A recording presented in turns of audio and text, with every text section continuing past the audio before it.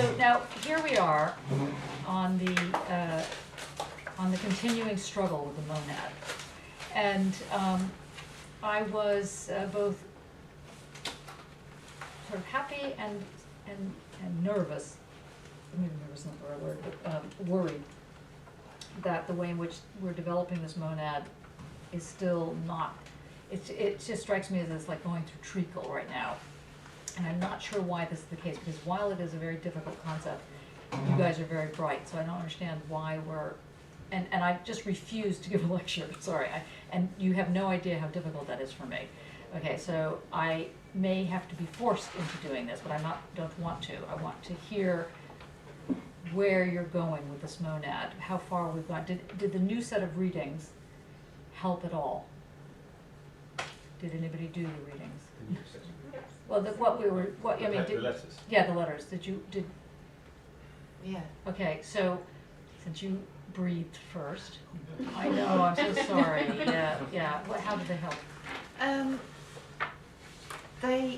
I've only read the Principles of Monadology and the papers, and this just really fleshes out that, I thought. And what was the flesh that it fleshed out? It was something to do with him about to die. Kind of his last shot at saying what he had to say. So I think he's being very sort of brief here, and he's being really touchy and kind of, you know, irritated and, urgent about it. And I think it just makes it more. So can you pick out exactly a scenario so that we can actually follow that?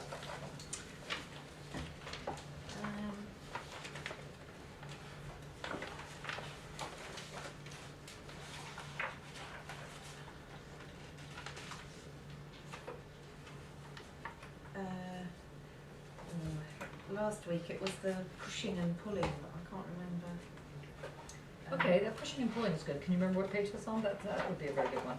Place and space. Yeah. Okay, let's start with that. Can anybody help out? Does anybody have a sense of what the relationship between space and place is for a way in which one deals with the monad? Stuart? He loves it. No. Well, it's sort of the way information is a different language that's being used. So rather than thinking of space and time, sorry, I'm trying to find the word. The situation struck me as being personal, and then order, which was talked about a lot last week. And what page? Which one are we looking at? The letters. Is it the letters? Yeah. Page 36, maybe.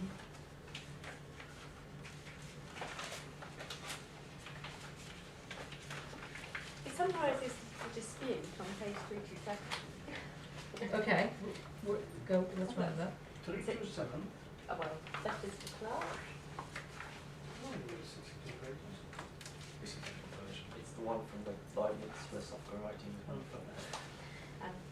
He's summarising the dispute with Newton. So it goes, our dispute Pardon me, that's on a page, but what's the section number? it's the end of the third letter. Okay. Just wait till everybody gets onto it.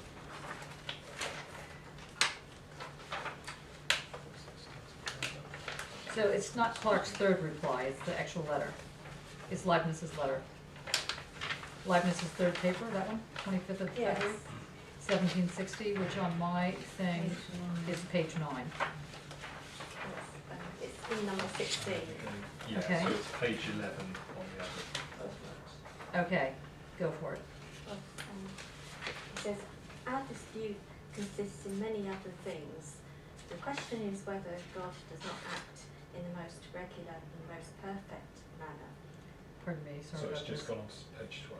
It's it's point 16, which is spread over page 11 and 12. Whether his machine is liable to disorder, which he is obliged to mend by extraordinary means, whether the will of God can act without reason, whether space is an absolute being, also concerning the nature of miracles, and many such things, which make a wide difference between us.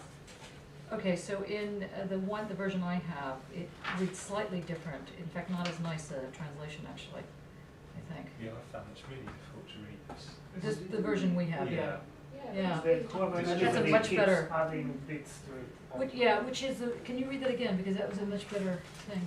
He says, our dispute consists in many other things. The question is whether God does not act in the most regular and most perfect manner, whether his machine is liable to disorder, which he is obliged to mend by extraordinary means, whether the will of God can act without reason, whether space is an absolute being, also concerning the nature of miracles and many such things, which make a wide difference between us. It's, what book is that from? This is Leibniz and his contemporaries. Sorry, Philosophical essays. it's the one in the It is in the Dropbox, is it? It's in Philosophical Essays. That's the title. Okay, yeah. So that's a better one then. Now, why did you, that's a very good section to pick out. Why did you think that that linked with the push and pull and the question of space and place? Well, listen, I didn't, I just thinking through and thinking more what, trying to find a bit which I thought was kind of important, and I had this bit marked because it's sort of summarised. Yes, and it is interesting, the question of, often one thinks of God as having, or things that happen for a reason. But to think that things happen and there is no reason, and that actually the notion of God is that there isn't reason. Reason is not, God doesn't have access to reason, or everything that happens that's part of God's will, in this case, is not subject to reason. Is that how you would? I mean, I suppose I sort of, this sort of thing, he makes his comparison about the clockmaker and the mending aspect, and so it's like, so really it seems like what he's saying is, instead of sort of the natural world just being like efficient causes, he's saying that sort of God designed it in its to have its mechanism to have the capacity for like difference, really. So and in that way it mends itself Okay. rather than having to be mended or No. revised. How I understood that, I like the use of the word machine, like he sees it as So sorry. That's right. that he sees it as a machine that can go wrong, that Yes. can malfunction, Yes. that doesn't have all the sort of predictability within it, so Right. that there can be things So, that are not predicted. in modern language, that would be called, starting with a U, Undecidability. undecidability, or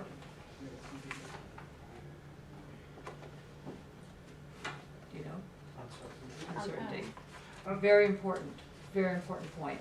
I mean, I can see why you would have interpreted it that way, but I that's, think you must have to do what I said actually. oh, sorry. Because I think, I'm not saying that, because I think he uses nature for like the efficient causes aspect, so, Mhm. which would be the closed repetition. Mhm. So I'm not saying that doesn't leave a space for difference being generated of itself, which he wants there to be. So he, Go on. So I think what I've been thinking about is this aspect of like with or without relation, so with or without cause. So this is the whole sort of hub of the issue. If something's mechanistic, does that mean everything is caused by relation, as in efficient cause, or is it that because there are mechanisms, there can be an event without relation? And so in terms of Leibniz, he's arguing for that event without relation, but he is sort of saying that this what there is perfect because it has that capacity. closer to what Sophie was saying, in the sense that it's not about the capacity as such, or the capacity is related to the way in which the genesis of its capacity gets established. So the machinic, which implies always a perfect run, as it were, has built in it imperfection, Yeah. and that's interesting. That's I would, the way I understand it is the same, but seen the other way around. Mm-hmm. As in, it's not that it has built-in imperfection, as in every so often God or whichever mind is ruling the universe has put a mistake. Yeah. Is that perfection is not attainable. All that is set in history, in time, everything that has a place in space and time, is finite, and as such cannot be perfect. But for Leibniz, perfection does not mean good. It means completeness. Mm-hmm. So there is always something that is not fully worked out, or fully functional, or fully deterministic. In that sense, is imperfect. Mm-hmm. So it's different than because the whole perfection, or perfection as we understand it, only belongs to the metaphysical layer of God, which is not the universe. The two things are separate. And in this case, I think it is very important to realize that when he's referring to these machine that might work and might not work, might have faults, it refers to a specific problem in Newton model of the universe, which is called the three-body problem. Mm-hmm. Newton laws permits to calculate perfectly the relationship between two bodies, the Earth and the Moon, or the Earth and the Sun. If there is a third body, or many other bodies involved, it's impossible. And one has to go by approximation, calculate the two biggest first, and then the smallest afterward, the smaller afterward. And if they are the same mass, it becomes even more complicated. Which is the Newtonian position. That's the Newtonian Yeah. position. And Newton was aware of it, but could not fix it. And it took Einstein to explain what was wrong then. And Leibniz sustains that the famous metaphor of God would be a very poor watchmaker if he had built a universe that is explainable with imperfect laws, therefore it is imperfect. And because he sticks to the point that everything must have a sufficient reason, and there can be no contradiction. The he who sticks to this point is Leibniz? Leibniz, Yeah, yes. okay, good. So that's what he refers to here. So it sounds like what you're saying is two different things.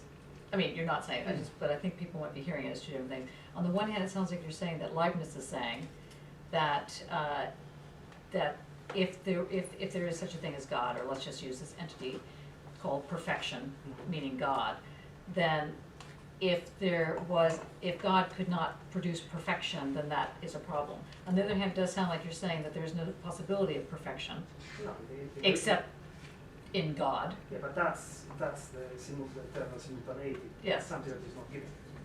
Which is what I'm trying to push you to say a little bit more openly Well, about. last week you said something that to me was very helpful. You brought in duration and simultaneity, which is something that Bergson discusses, and then Einstein, and it's obviously in Heidegger. But to me, it becomes very helpful to understand the organization of the world that Leibniz proposes, because simultaneity is eternity, is the possibility that God has to see all that is possible simultaneously present. The dinosaurs, Cleopatra, the present, 10,000 years from now, it's all already there. While we are setting duration, which is a timeline. And these two are incommensurable and therefore irreconcilable. And duration is finite, is constantly growing, it doesn't have all the future options. And also, moreover, it has excluded all the self-contradictory options. In this sense, the world is imperfect, or better, as Leibniz says, the best of the possible worlds. Are we understanding on this side of the room?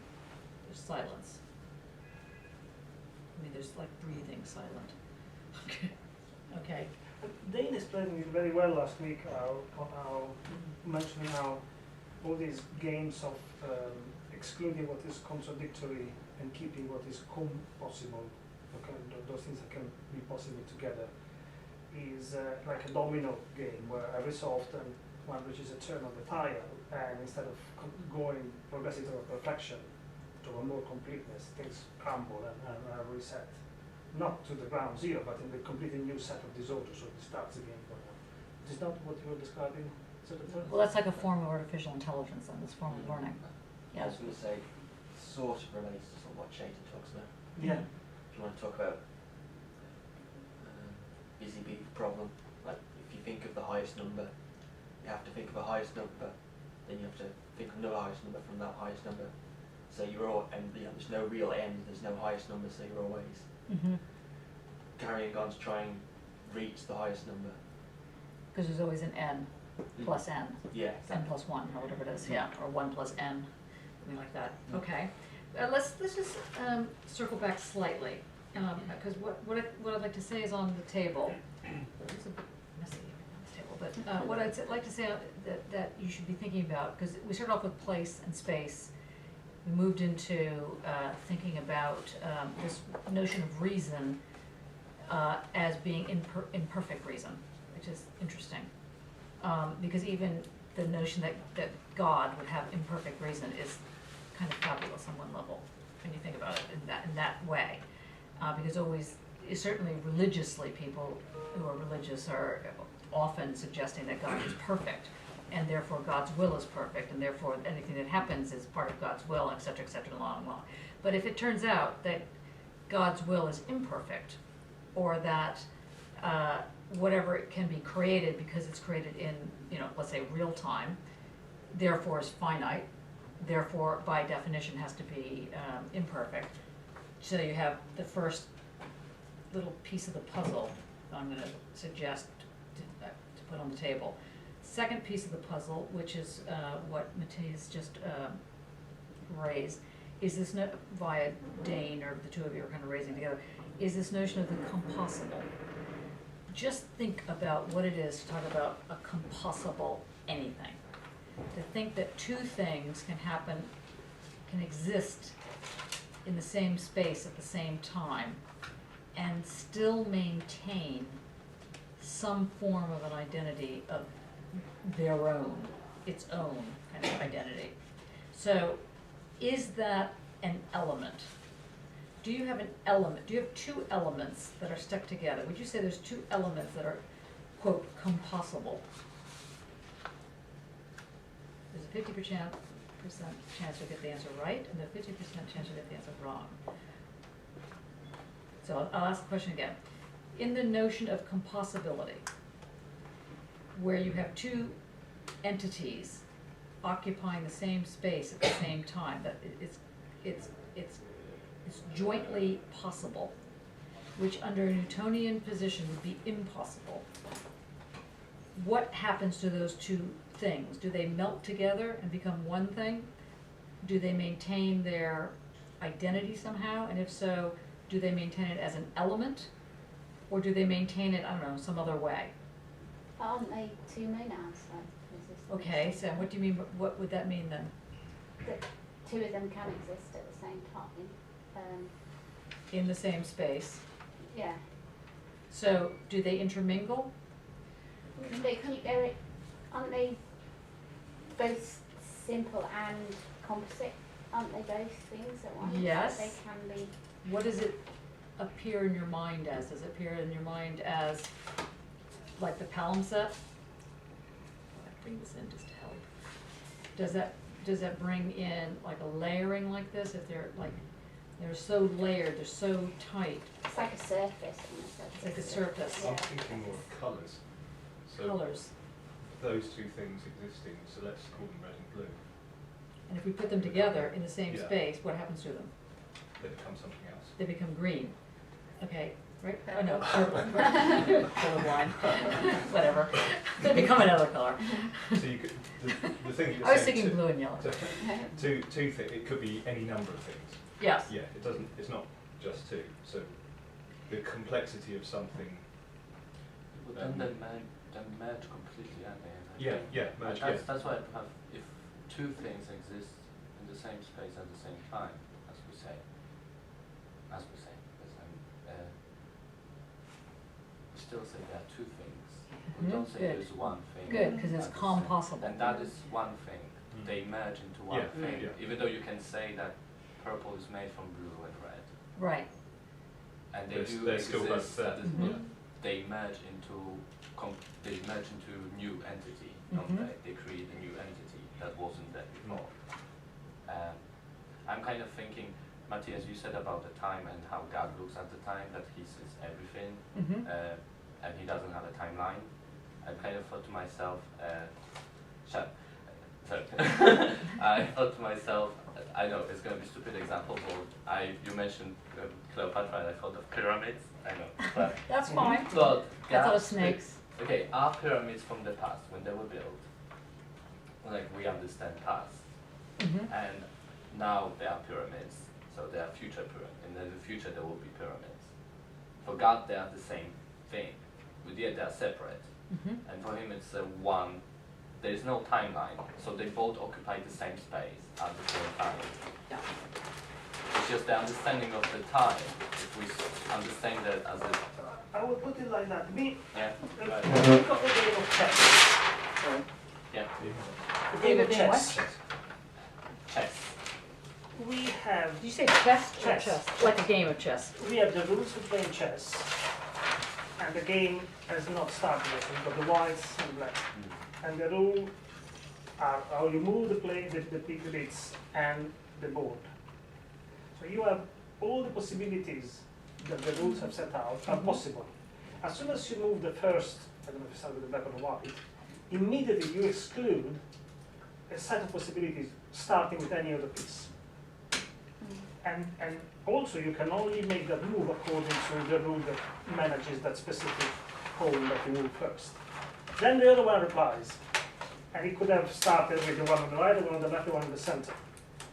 And he's done that, and immediately excludes a number of other things. So all that is not possible according to the rule of chess is set out and or potentially bifurcates into another universe. There's another universe where you start with the right piece rather than the left piece, and so on. So the pyramids actually, metaphorically, goes very well with Leibniz, because all the processes of inclusion of what is compossible and exclusion of what is contradictory become narrower, narrower, narrower, narrower, and the present is always a cusp of it. You're so close. Cusps are so useful. So close, but not right yet. And let me just, but here's where, what is happening here is a very different sense of time. The time that you're suggesting is still a form of a linear time. Yeah, no, indeed, yeah. Okay, but Leibniz is talking about a different type of time, a time that goes like this. Yeah, the one that folds. That's Yes, so here's your pyramid, let's say. This is past, this is future, this is present, and this can come down to here, so that it now looks like one of those big salt pits or something that you see. And this is what is named by Maxwell and Co. as the elsewhere. And the elsewhere is just somewhere else. So the frame, God's perception as it were, is like so. So you can see, if this is folded, you can see everything at the same time. Which is, okay, the good news and the bad news, same news. So the next question is, does that mean that the future and the past, how does future and past become compossible here? Isn't that, we talked about set of possibilities, Yes. didn't we? Mhm. And how monads are the set of every single, like, there's every single, God created a world with a set, with all the set of possibilities. So all the future have all the set of possibilities. And Right. all the past has the same set of possibilities. So they have, So that if So you those- went back in time and met your parents mm, and interfered, like Back to the Future or whatever it was called, then then there's a possibility you personally wouldn't be born if something had happened, right? If you had intervened. Yeah, it's like the time travel's work. Yeah, the same, it's always the time travel problem. Yeah.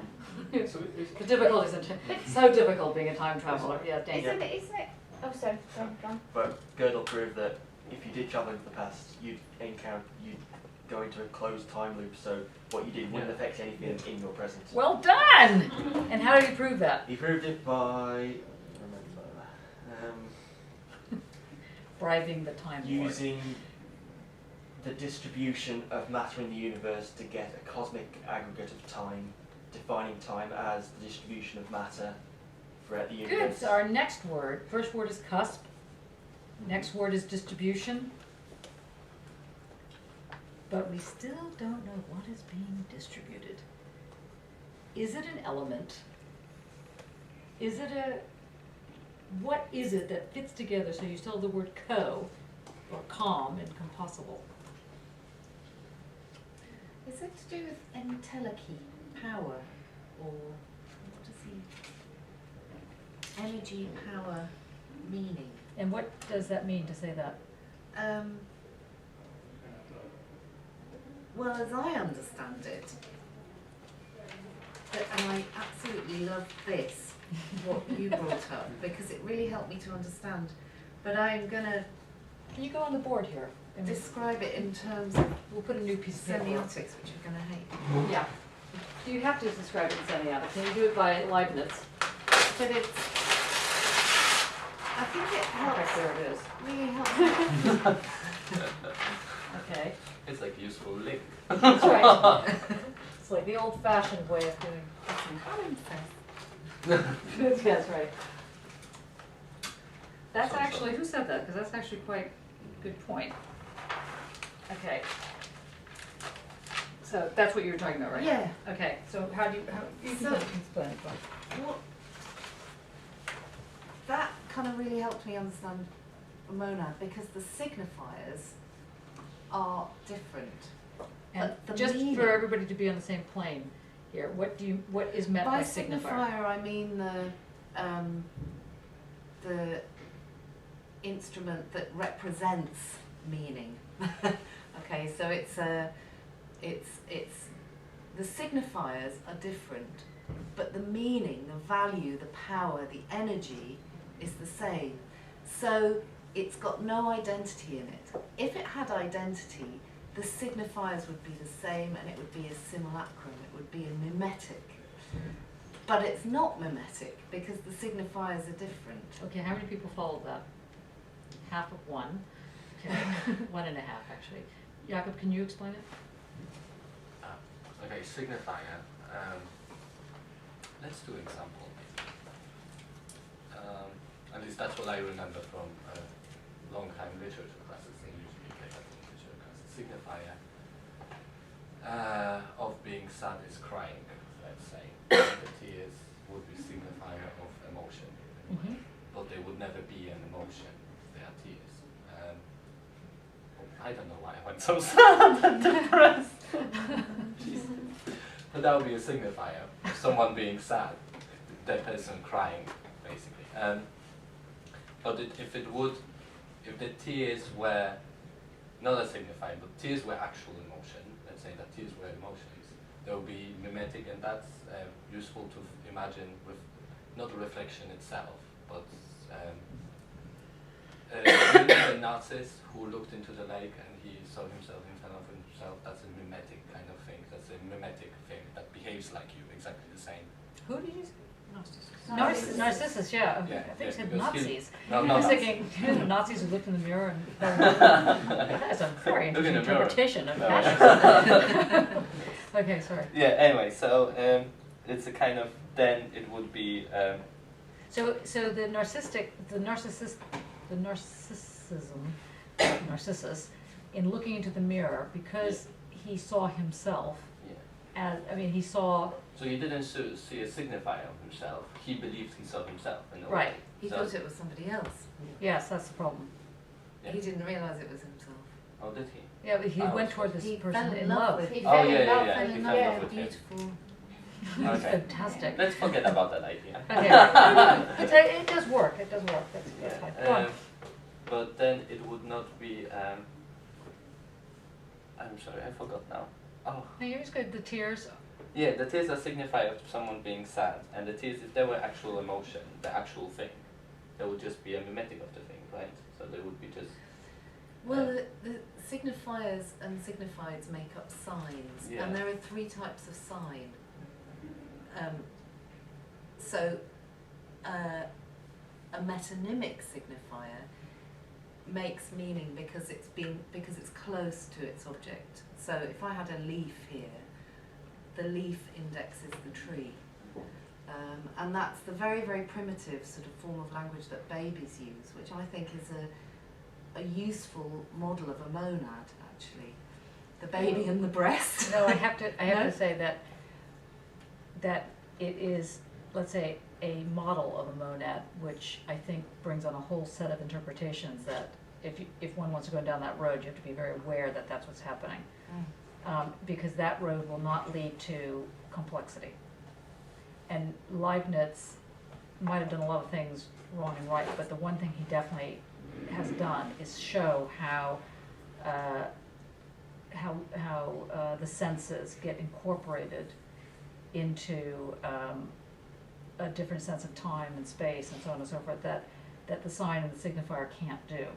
So that's why I just want to be very caution you on bringing in sign, signifier, signified, because it ends up running the risk of taking the thing that is really critical about this monad and putting it in a different paradigm. Which is the sense.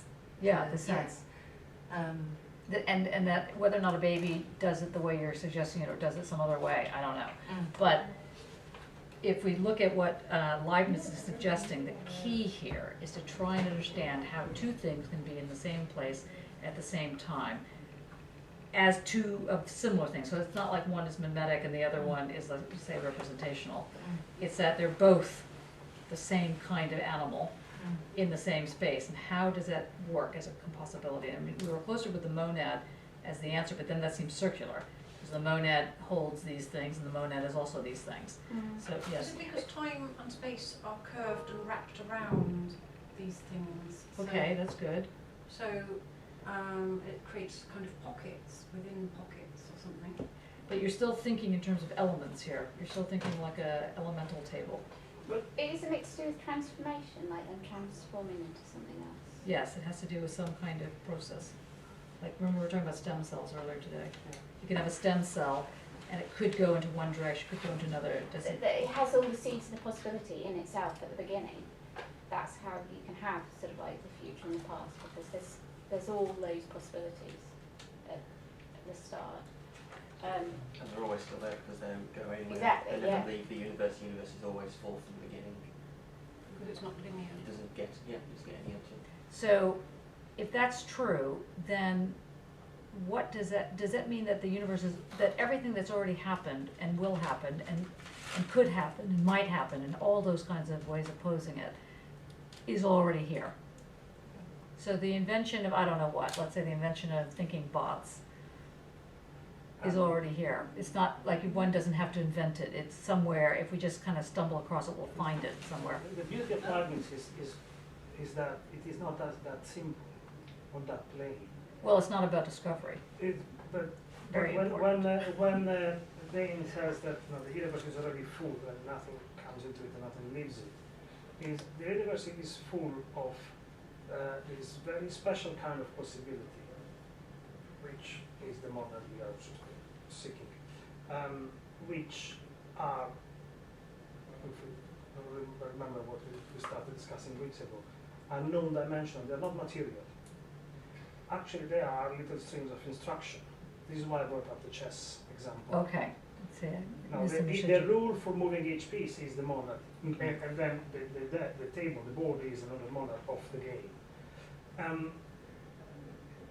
Then gods let them go, and they are just doing what they are supposed to do. Some are very basic monads. If you drop something, it falls because there's gravity. That's it. It doesn't do anything else. Something else is a more complex monad.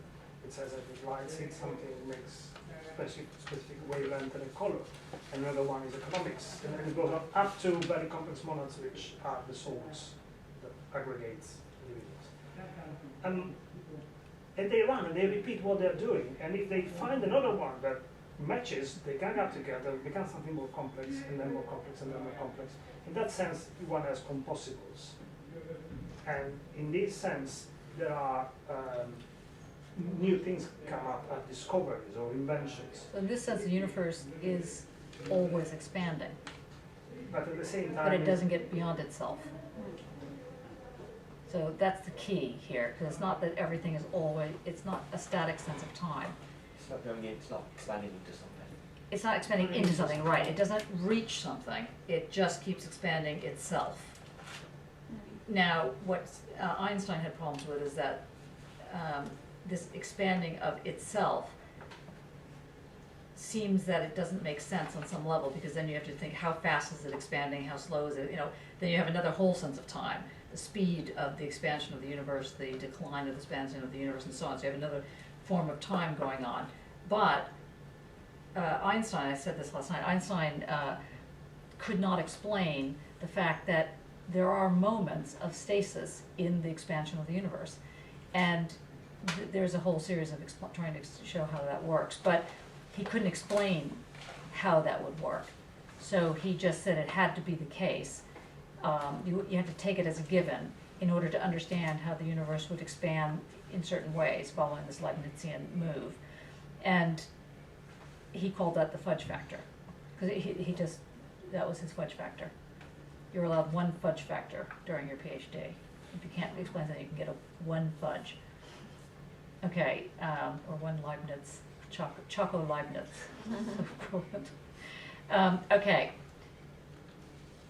Have we gotten any closer to this monad? Because I noticed that people started using it as a definition. What is the monad? We know there are simple ones, we know there are complex ones. See, the crucial thing is the delimitation, the line between the two things. There's no between. That keeps them separate but compossible, is mutable, so that they're not the same thing. They So never what is the become- line, yeah, Dane? Oh, sorry, I thought you were going to speak. In a minute. There's a nice bit on time here. Okay, what- 49. what page? It's 340 in this one. Still letter 3? Yeah. No.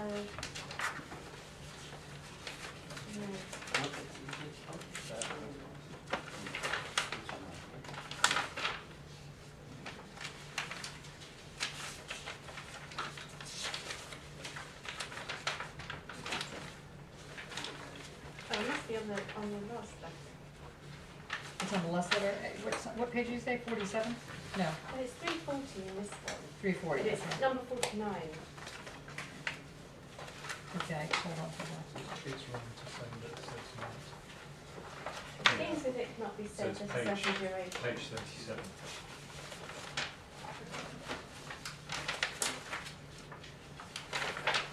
Oh, it's in the 5th paper. Sorry, which one is it? It's in the 5th paper, Okay.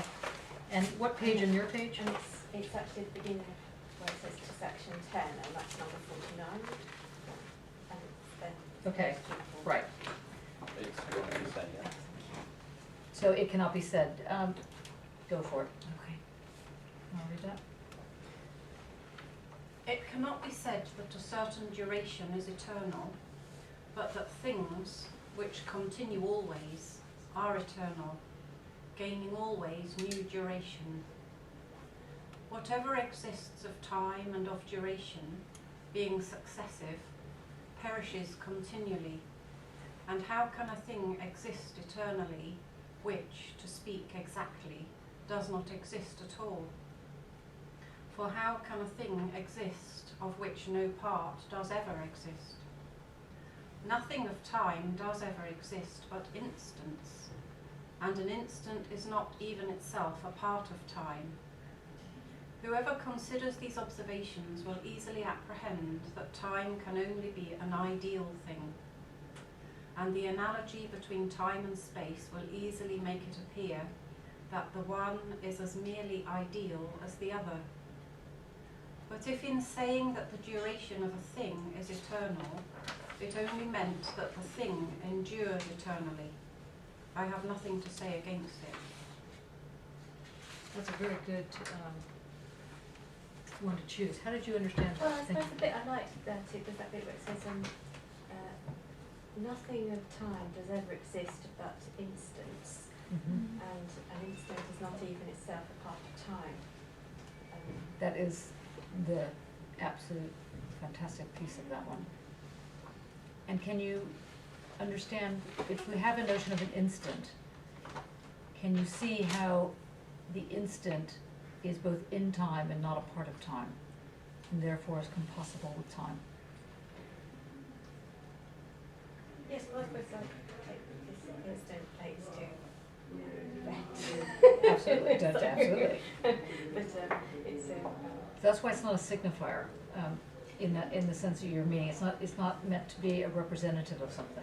Yeah, but I'm I'm just gonna stick. I just have to explain that metonymic that indexical signifiers aren't, because they're not representational. They make meaning by being contiguous with their object. So all the sensory stuff comes in. So it's not an image. It's not a linguistic thing at all. It's a body thing. And an instant isn't that either. That's the point. So it names something else. It's neither a bodily thing nor not a bodily thing. Right. It's in this whole other realm of another dimension. And that's the problem with the signifier in that instance, and literally in the instance, in the instant of the instance. That it's a sort of purely an apperception. No, you see, it doesn't then mean that it's idealist or abstract. It's singular, got a singularity side to it. Okay. We'll just park that notion of singularity. Just park it for a Glad. second here. Would an instant be what he says at the beginning of letter 3 on page 9? And what section is that? Beginning of page 9, section 4. In the bad version of the translation we have here, it says, Wait. What letter is it? third letter. Alright, taking a while. Okay, this is the downside of having these Do you want to have it from 9 Yeah. in the other version? what is it? Yeah, what page is that? In the other version? Oh, sorry, I think it said number 9. Paragraph 4. It's page number 9, letter 3, paragraph 4. As for my Oh, this opinion, is the time and space. Okay, so just 1 second, Carlos. So what page is it on the good translation? page 324. You sure that's the third letter? 324? Yeah, we're going for the numbers on the actual document rather than the PDF pages. Yeah, right. Okay. Third? Okay, 324. Oh yeah, Leibniz's third paper, Yeah. Paragraph 4. paragraph 4, as for my own opinion, or something along those lines. Mhm. Okay, so we're, So, but this is different than what you are doing there. For my part, or as for my opinion, I have said several times that I hold space to be something very relative, as time is. Taking space to be an order of coexistences, as time is an order of successions. For space indicates an order of things existing at the same time, considered just as existing together. Without wait, let me just say, parenthesis, Foucault's notion of discourse, close parenthesis. It's not a linguistic discourse he's talking about in the order of things. without bringing in any details about what they are like. When we see a number of things together, one becomes aware of disorder among them. Now, the reason why I see that this is relevant in terms of the instant being all there is about time, or being not being time as we understand it linearly, is that linear time is a sort of special refiguration, representation of time, where the present is a cursor that slides along the line. Well, here, much closer to relativity, as Leibniz once pointed out, space or time are actually sort of decaying from, or snapshots of certain configurations, to the point that I would like to say that if the configuration doesn't change at all, time doesn't flow. Right, Or and then time, you could say time is non-existent. yes. Good. Did you get that? Yes, Dane. Number 41 carries that on as well. Where's number 41? Is that in letter 3? Yep. Wait, before we go to 41, just, since you're sitting here, can you Number read the... 4, sorry. It's number 4.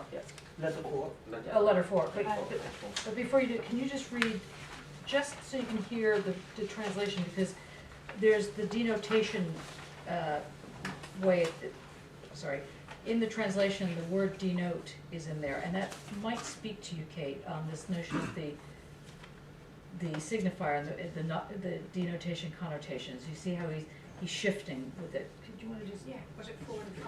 Well, just 4.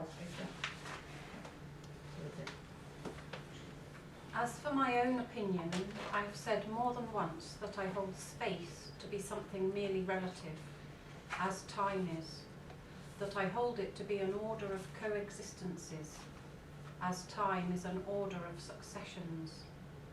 For space denotes, in terms of possibility, an order of things which exist at the same time, considered as existing together, without entering into their particular manners of existing.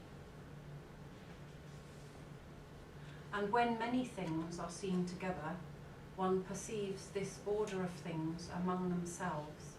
Can you think of anything in the present day, if you can't think of it, it's okay, that this could be a precursor to mentioning? Anything at all?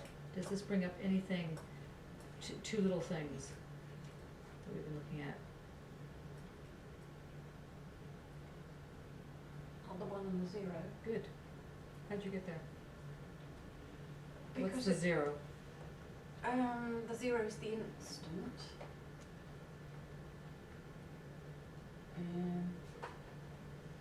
The 1 is the iteration. The 1 is the iteration, so that's the time. And so then what's this, the 0 there? The space. Okay, let's go to 40. I found another one. Which Oh. was first, sorry. Okay, what number? Number 13, same paper. Okay, Number 4. yeah, okay. Can I read all translations all the time? I'm having so much fun with that. Are you?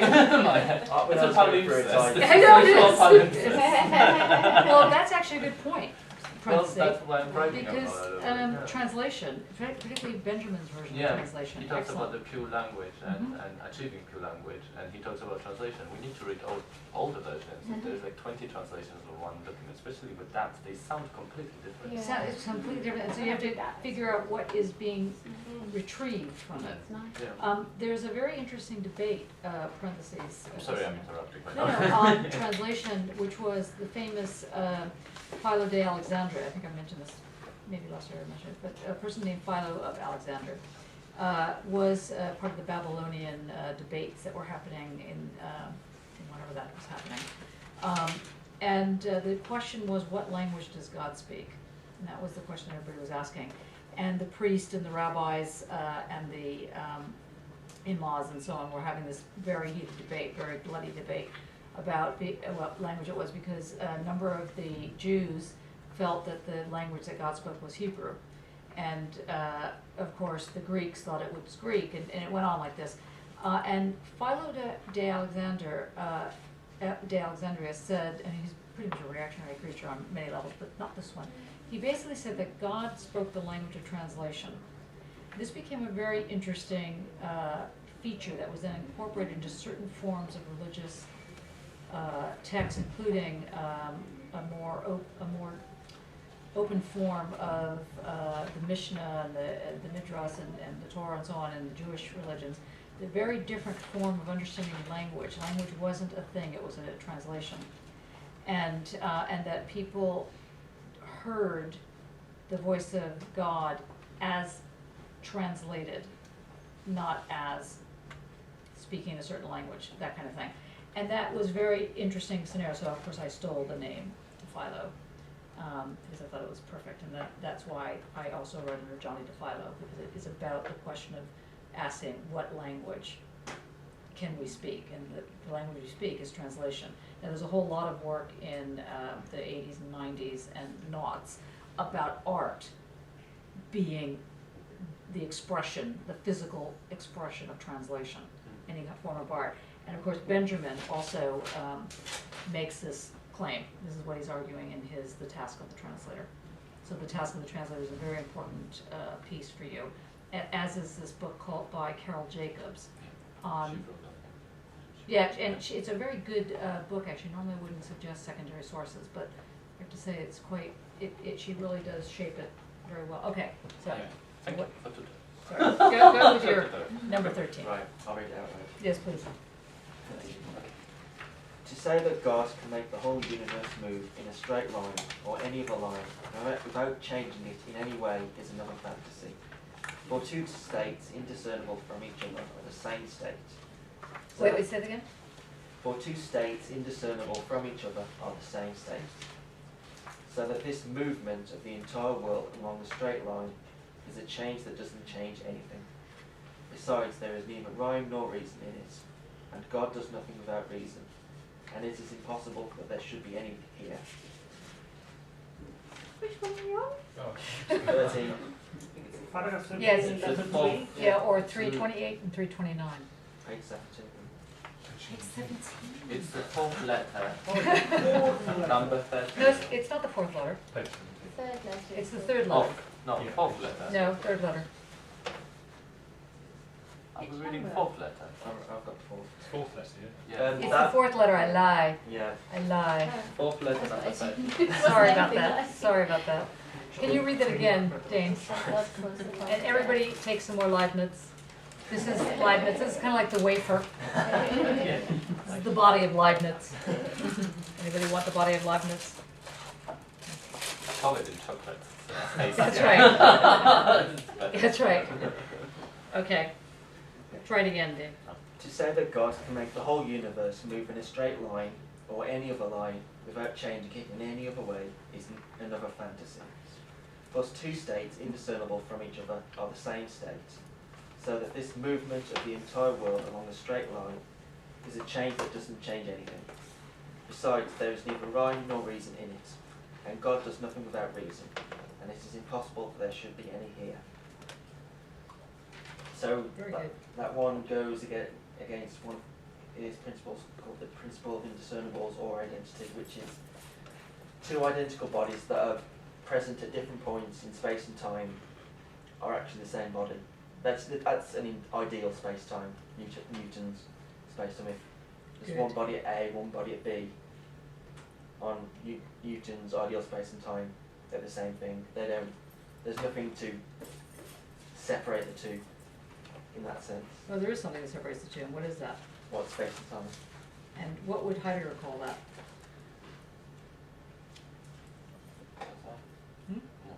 No, what'd you say? No, I don't want to say it. That was probably wrong. No, I think it was right. You said that's fine. No, that's wrong. Different. Is it different? Or? What's the usual expression that we've beaten to death, which is one of the essay questions? Number 1 on the essay. Identity and different. What's Not the ident- equation? A equals A. A equals A. Okay, the famous, annoying A equals A. Because you have these two bodies that are, what Leibniz, what you Dane stroke Leibniz is saying, is that these two bodies exist identical to each other. Well, if they exist identical to each other, Heidegger's saying that they belong together, but they're not literally together. So somehow they're connected.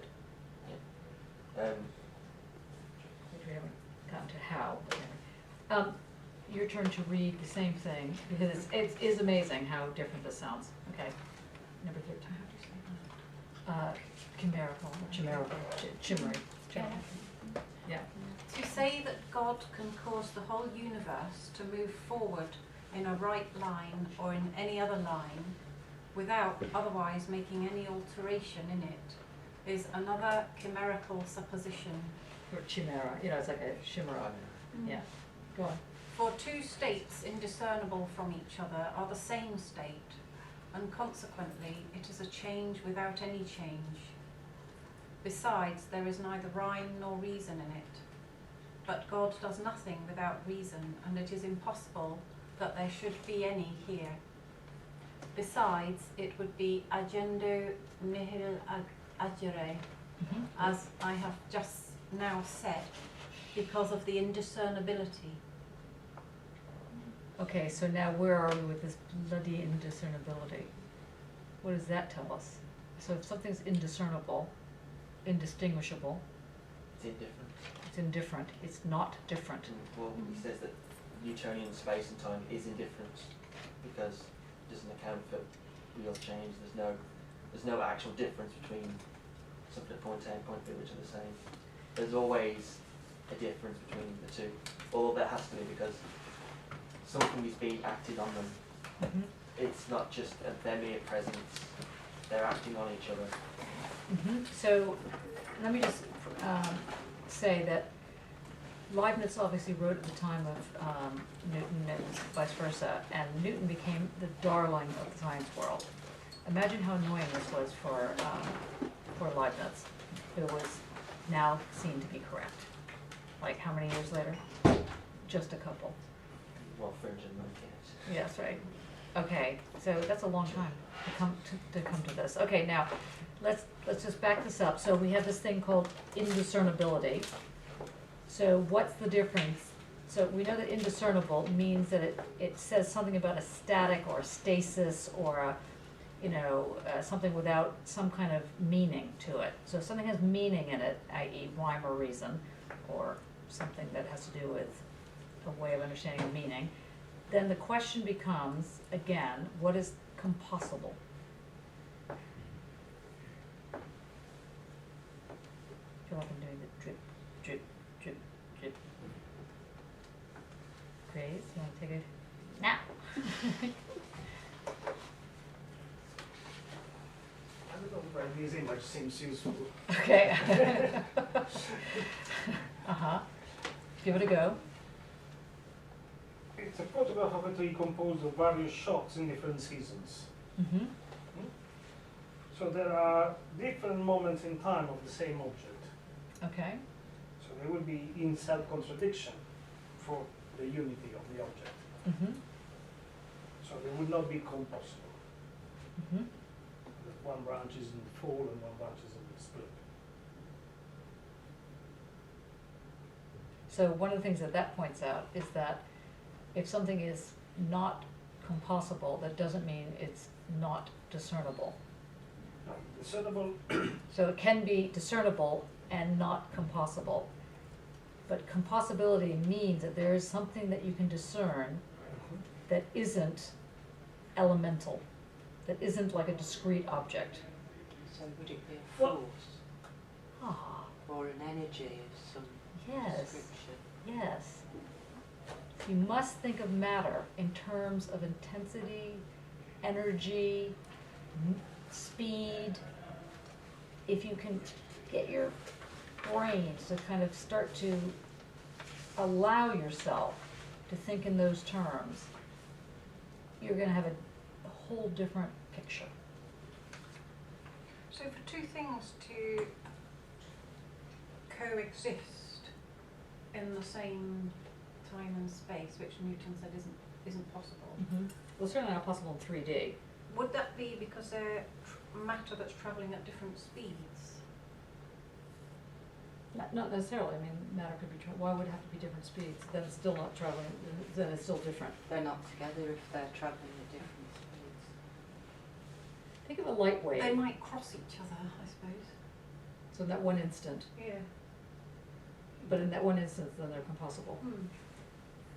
So that means it's possible for them to be compossible. Right. Yes. And that's what we're talking about, the Yes. possibility of something. The being possibility of it being compossible. compossible. It's not that it's always, it's the instant that Right.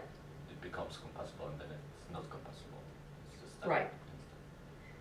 But then, but then, it's, yes, but the problem is that once it's compossible, it doesn't necessarily mean it'll continue in the same direction it happened to be going in before they, said hello and then went on their way. Because once it becomes compossible, it could be going like this. That's what we talked about in monads when they kind of cross paths with each other and they kind of interact with each other. That's what we talked about. Yes. So they, yeah, Like the become God particleness, yes. Thank you, we've got a new word here.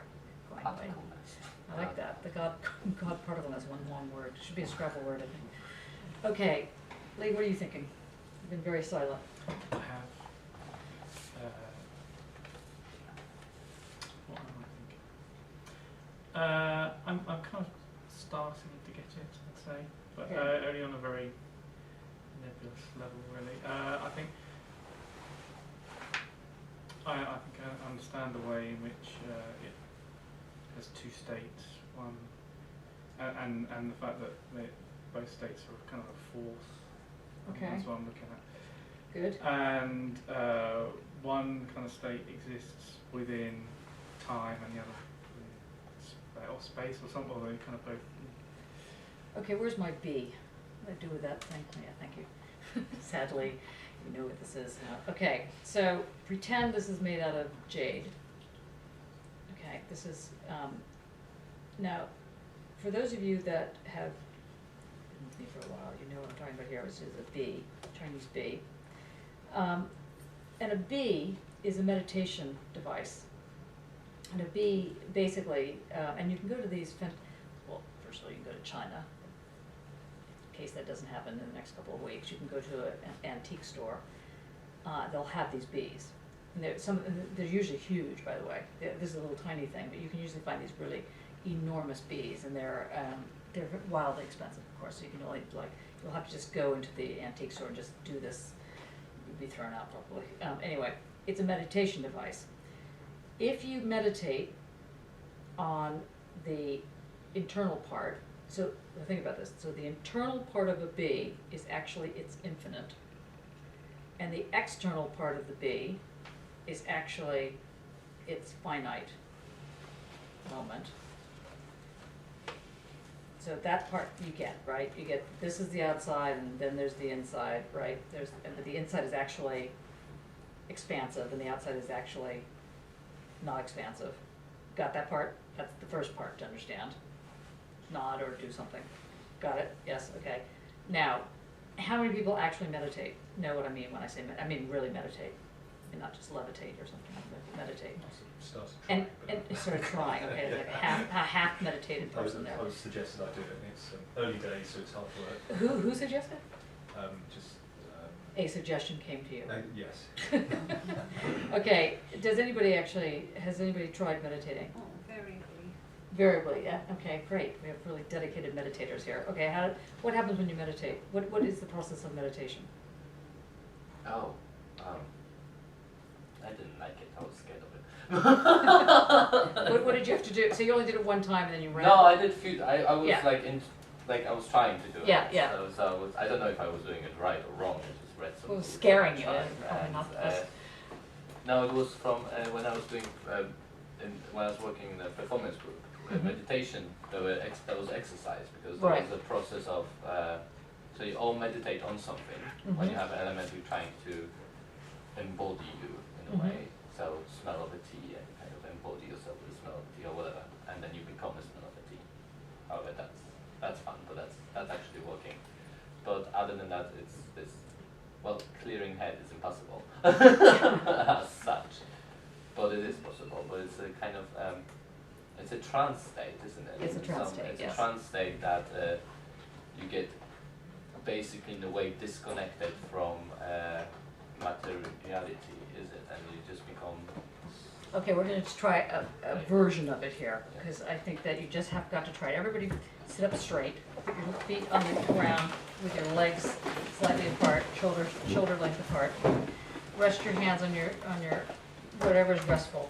So if you want to rest them on your legs or you want to rest them on thing, shut your eyes. Now, I want you to just listen to the room.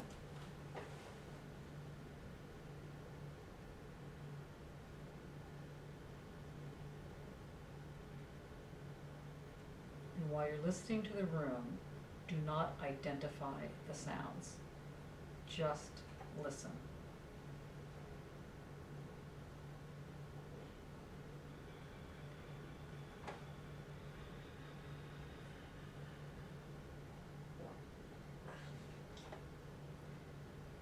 And any time a thought comes in like, why are we doing this? Or I still haven't figured out the monad.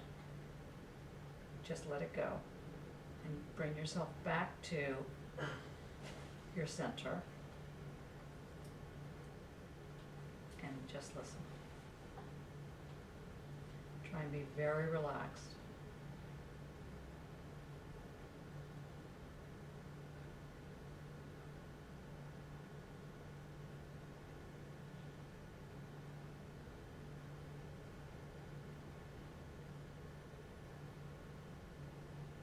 Okay, I'm going to stop it now, just so you had a sense of this. When you're stressed out, this is the best thing to do. You go somewhere, even if it has to be in the bathroom, and you sit, and you simply listen. Well, maybe the bathroom might not be a great choice there, but anyway, you listen and you don't identify. So you don't try and listen to what you're hearing. You just hear it. So you're making in this case, one of your senses, in this case, hearing, but also your mind. You let your mind just take a little bit of a break. And anytime you start thinking, gotta do the laundry, have credit problems, must catch the train, any of that kind of thing, it's called bringing yourself back to your center, which means, I didn't get into it, but you breathe a certain way. Just you take deep breaths. And as you breathe, you just listen. And you'll find, if you can do it for up to 10 minutes, which is tough actually. It's tough in the sense that anytime a thought kind of comes in, you have to gently put it somewhere else. And the whole thing is a gentle move. So actually meditating on tea, the smell of tea, that's not meditation. That would be like method acting or something like that. That's what you have to do is you really let things come into your body. You let the sound come into your body the same way you'd let breath come into your body. Fantastic, that bird did that before. Yeah. Perfect. Okay, now we're going to think about this. Now that you have a sense of what it is to empty your mind while letting something in, that's your first moment of understanding a compossible thing. So you are letting something out while at the same time just hearing, not making any interpretation of it. You just let it come in, okay? So that's a compossible moment. Now we're going to look at the bee again. Picture the bee. Here it is, bee. If you were meditating, not with your eyes shut, but literally looking at the bee, and you look either straight through it, in this case I'm seeing Dane, but let's say I'm looking straight through Dane, because I don't want anything to enter what I'm seeing, I just want to see. So it's the same thing, except instead of the hearing bit, you're doing the seeing bit. And you learn how to see the edge at the same time that you see the infinite, and then you've gotten another level, another complexity to the two moments happening at the same time. So one of the complexities is seeing everything in here at the same time, and then seeing everything on here at the same time, and then seeing everything together at the same time. Okay? Why isn't it a Mobius strip? Well, it could be. I'm just saying this is a Chinese bee. Yeah. This is a very specific. It's a Buddhist. It's one of the Buddhist, very old forms of meditation. But you could. Why not meditate on a Mobius strip? But the thing is that I don't think it. Well, I do think it matters what it looks like, and I think that's probably a longer conversation. But the thing about a Mobius strip is that it is already a singularity, whereas this is not. Yeah. This is multi-dimensional. So you have a Mobius strip is one singular dimension. So it's going to make you go into a thinking mode, or could. Yeah. Okay. And the idea is to completely get rid of that thinking mode, which you have to do by sitting up straight and having your arms at a right angle, basically, and your legs like so. And I've actually fallen asleep doing this, which I find incredible, because I'm not one of these kind of relaxed people, as you can probably guess. I'd be quite worried doing that too frequently, because I probably would.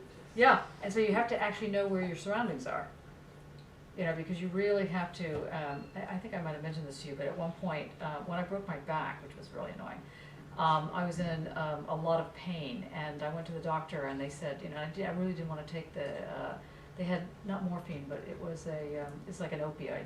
I ended up taking it. gave up. But anyway, but I wanted to do meditation, this kind of thing. They didn't have a pain meditative group on the NHS, but they did have an anger management meditation group, and they said it was basically similar. So I thought, I'll go to it, what does it matter? It's like pain, anger, I mean, you could work with it, I'm probably angry anyway, so I went to this thing. It was fantastic. I saved all the things under a thing called I Love Group.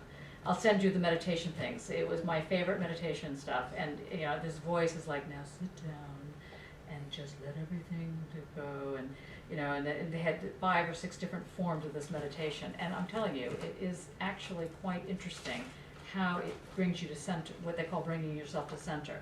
Now, I say that in those words because there's something about that is connected to the way in which we're talking about space and time and layering, because I wanted you to do this to see if you could think without reasoning.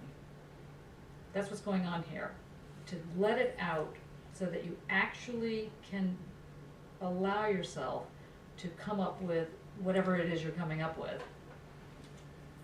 In this case, to just hear the sounds or feel the sounds as breath, or hear or see the colors as breath, something like that. That's what we're talking about here.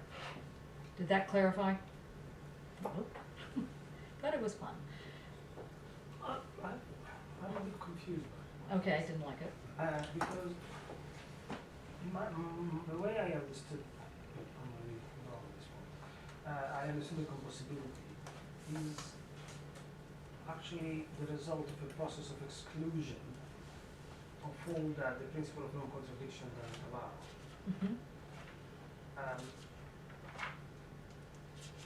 So the emphasis was more in bifurcating continuously. This is why the image of the pyramid was a good description of it, because one ends up with one option only at the cusp.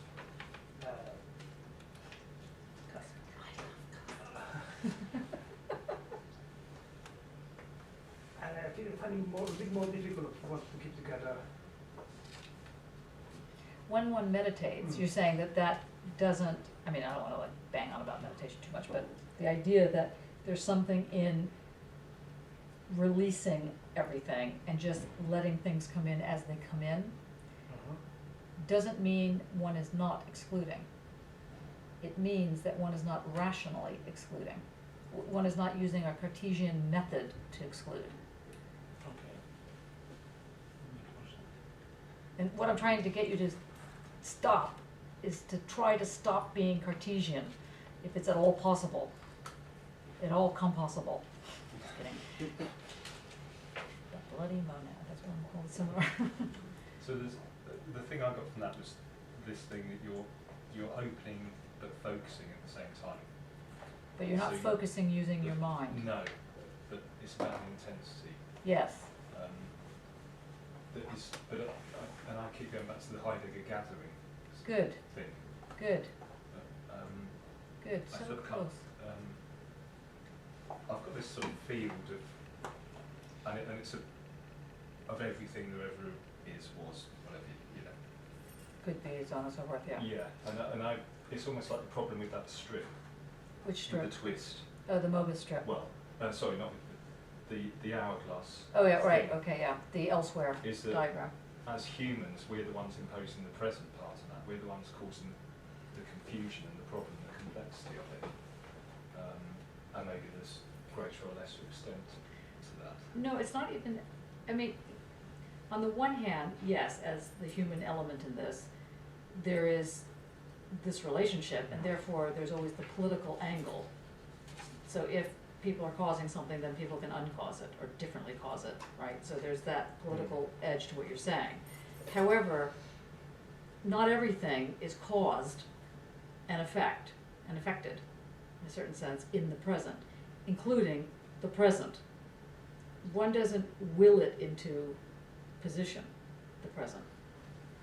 Yeah, maybe that is touching on because I find that, and the A equals A, I think I struggle with the sort of linearity of those, because I've got this other image that is just this field, and it's about alignment. Good. And I think I said once before about the sort of stars in the sky, that from a particular point you create something thing called love. The birds and the bees, the flowers, the sky above. Sorry. It's put me off there. Oh, sorry. Oh, I love England. So good. But the idea that you know, these points of energy are not arranged, but we arrange them through, and that is the. But when you say we arrange them, what does that mean? Because we're not actually arranging Aaron's belt or something, and No, it's one of the but only star things I know. But is that through the gathering? So in a way, in this sense, looking, we are gathering those things together and giving them an identity. Like that. So you're looking through here and you're seeing, I don't know, the Big Dipper or whatever it is. So you're saying, and then because you're seeing it in this thing, you've gathered it through here. Is that what you're saying? Yeah, I suppose, yeah. Is it? Why would, I mean, the whole point here is to, I mean, it's not, let's say, yeah, it is an end framing, but the key here is to both maintain a notion of oneself, of the self being, but at the same time to recognize that you're kind of irrelevant. And not you, but I mean, the fact of the human trying to organize it or not, it'll be organized whether or not the human organizes it or not. Yeah. On the other hand, global warming, clearly the human is organizing this. Yeah. Also, did you notice that the melting of the ice caps is causing millions of year old viruses to come back to life? Yeah. That is another very interesting thing, new problem, new worry. To look forward to. Yes, right. But yeah. do you actually, joking aside, do you not, is there not a problem with that way of thinking that you just think, why do I bother, you know? There's a bit of a problem with that way of thinking, yeah. Why get up in the morning if it's... That's called That's called depression. Yeah, I was going to say that's called depression. That's right. There is Prozac for that. No, but there is, you know, that you... This the, is, the, I the, am the saying aura of that it. being a philosopher or being aware is a you know, it can be a very costly thing. I'm serious. You know, it's you know, most people who are deeply depressed are very intelligent. That's part of the problem, you know, because it is terrible. Sorry. You know, so yeah, that is a problem. Yeah. And so if you recognize that the world is terrible and horrible and everything is gross and it's all going to hell in a handbag and so on and so forth, that is only part of the thing, because the other thing is, well, what can you do about it? You know, and the answer is, you know, the meta answer is not a heck of a lot, but the less meta answer is a little bit. And that is that's and that little again bit, about juggling those quote, two. makes a difference. You're juggling the finite and the infinite in terms of infinite possibilities. These are you're doing very broad. I'm just Yeah, saying these little yeah. tiny micro moments, and this is where the chaos theory comes in. You know, the little tiny micro moments of how this could work itself out is, you know, in terms of difference, could make a difference, could produce a difference.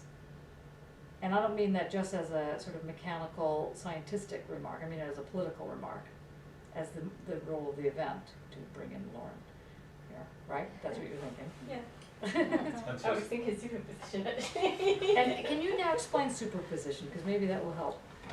Well, I suppose, I like that sort of meditation thing. It's like kind of when you go into that space, you're sort of letting go of all the sort of representational kind of sense of being, and you're sort of opening yourself to what it is to be this superposition, this superposition. And what is as the super? event. What does that mean to have a super? Does it mean like you're like God? I mean, what is it? What is? Why is it called S-U-P? How do you spell it? Superposition. S-U-P-E-R or S-U-P-R-A? S-U-P-E-R. Superposition. Yeah. Okay, and so it's this really big position. How do you mean super, or how is it meant in like Deleuze and? Oh, right, and there's a Co. little bit more of that maybe on her stuff. But how do you think that she's meaning this? Well, so in terms of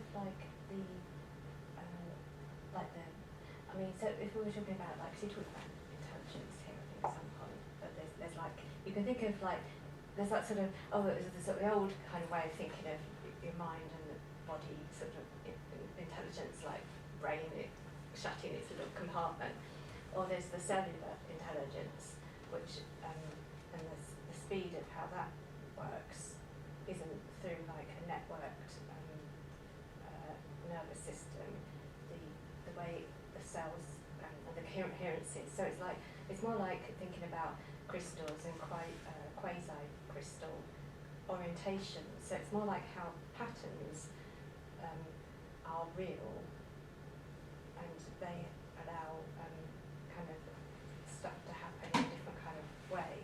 They allow an event to happen. Okay, let's put that Patterns of force. Well, I suppose in the body that is like an electrodynamic, it's biophysical, so it's electrodynamical, so there's energy in that way. Capacities sort of have, so you have sort of different coherences of energy is enabled through that process. Let's just try, if you turn to number 15 on the same letters that we've been doing. 14. 14 or 15, actually 15 is, well. So, So is this a letter 4? yeah, it's still letter 4. I think it's letter 4. Yeah. So, number 15. It is like a fiction, that is, an impossible one, to suppose that God might have created the world some millions of years sooner. They who run into such kinds of fictions can give no answer to those who would argue for the eternity of the world.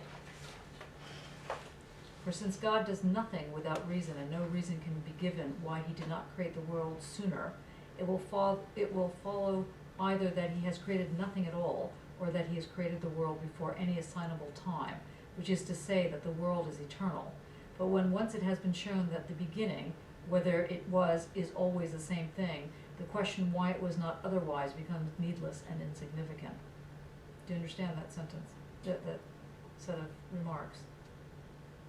But is he suggesting that in fact time and space are infinite? Or is he suggesting the reverse? Or is he suggesting some other form? Is time and space being absolute? Yes, okay, so why does it sound like he's talking about an absolute form of time and space? He's saying that there's a beginning. There's an end. Well, he's not saying there's an end, but there was a beginning, so... There was a beginning. And that goes off into infinity, so... And is that beginning can be explained in one of his words that starts with an I? Instant. So the beginning, I mean, I'm not trying to get you guys to all read, like Ecclesiastics and so on, but it is interesting that the notion of the beginning as an instant, the world was created in an instant, but it's still that instant. Yes, this is the thing about superposition. Okay, thank you. I figured we'd get there in a minute. So it's how long is an instant? It does say that in the monadology when he speaks of the monads not being created or being created or annihilated and not coming into existence by degrees. They are constantly created by God.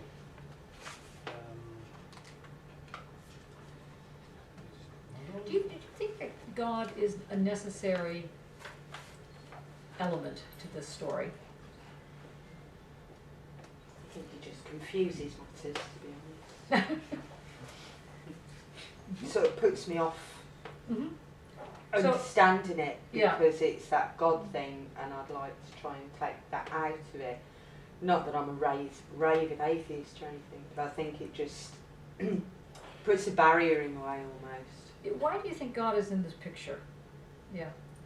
What were you saying? I mean, most of the times when he talks about God, he talks about the reason, and he talks about that God has a reason, and that's it. That's his explanation. He doesn't kind of follow that up. Yeah, that's right. He calls it wisdom, doesn't he? Yeah, something like he just, because of God, he kind of goes to that moment, and that's it. And that's closing. Like we talked masters about Yes. God, like why God, Yes, right. and that's what I remember. Well, I've got to remember something. Anyway, That's not so bad. I think that's well, he's using him for like a personal belief and personal Yeah. like his personal ideology was that he believes in God and he uses that because he knows God exists. He knows God exists. Oh, he believes in that. But it's not necessary for all of this. I don't. Yeah, he's just not. We could read it without God parts. I And was would just still- trying to think of a word you could Yeah. use to replace God. Yes, Yeah. yeah, it might be useful when you read the word God, if it helps, to read the word God particle instead. Well, you could read superposition. No. We could read superposition. God is the personification of the principle of non-contradiction. I'm right. Okay. Could you say that again? Yes, please? right, and he's very, That came out very very, quickly. yes, he was very, very sure about this. He was drifting off in a meditative state, but now we've He's back with us. Yes, he's back with us now, and, but can you just say it very God slowly? is the personification of the principle of non-contradiction. And what is the principle of non-contradiction? Is that the only thing that equals A is A itself. There cannot be something else that has all the characteristic of A but is not Which A. is superstition. It is. That's what I really like about you, Lauren. You stick with the idea. It's like the last couple of months it was event, then now we're moving into superposition. Okay. And you know what's the signifiers? Oh, bloody hell, three of you. It's like ding ding, those things you used to win. The little bird came down with a sign. Ding ding ding ding. Okay, it's probably before your time. Anyway, now what is the principle of contradiction? So forget about the principle of non-contradiction. Dialectics. Is it dialectics? Okay, we're getting somewhere. And the principle of contradiction in dialectics states what? What would that bring to mind? Thesis. Yes, and if you have Synthesis. all that there is and all that there's not, you take it together, what does that form? The whole picture. So if you're coming from Leibniz and you're going to say, I want to talk about the whole picture, not based on the principle of contradiction, but based on the principle of non-contradiction. I want to talk about the whole universe based on some other principle. So one principle is the principle of contradiction. Sorry to get animated here. Sad what makes me animated. Anyway, one is the principle of contradiction, which creates the whole picture, as it were. And that principle of contradiction allows for a type of movement within the system. So that's key. And Hegel is key there. And this is part of your thesis that we just discussed earlier today. The other part is that the principle of non-contradiction is also making a claim about a system, but it's saying that that system creates the whole of reality, but does not operate on leaving things out of the picture, having the so-called famous excluded middle or lack. Okay, so, I know. I don't agree. I know. But in a way, he's saying like God. He does use the word outside for God, but he means radical difference. He does mean radical difference, yes. So, it's So not it quite isn't saying really, outside, it's the God not particle. shadow. So if you read God and you want to take out the word God, you can put radical outside, do you think? Would that work? Well, radical difference. Radical difference. Yeah, and what does it mean to say radical difference? Because the word radical in Latin is obviously having to do with the root, radi. So in fact, what you mean really by radical is that it's wholly other. I mean, W-H-O-L-L-Y. Yes, that's why As it's opposed to important wholly when he other. talks about creating an I and I. When you think about this instant, that it is this one instant that isn't necessarily like to be thought of as a sort of short instant or something, but it's like the instantaneity of that annihilation and creation. So that instantaneity. Good. So that thing called the instant is understood durationally. And if it's understood durationally, it has a sense of space. It has a sense of movement, and it has a sense of not just any old movement, but velocity. And so time becomes like light years, for example. That form of time that we know we're looking at some stars that, while we're looking at them, actually are dead. They have extinguished somewhere else, but what we're still seeing is the leftover bit of the light that's still alive. That's a form of duration. And that's another very weird complication. We're not even gonna get into that right now. But Matteo, would you feel comfortable about talking about the different systems we talked about earlier? You know, Kant. Yes. I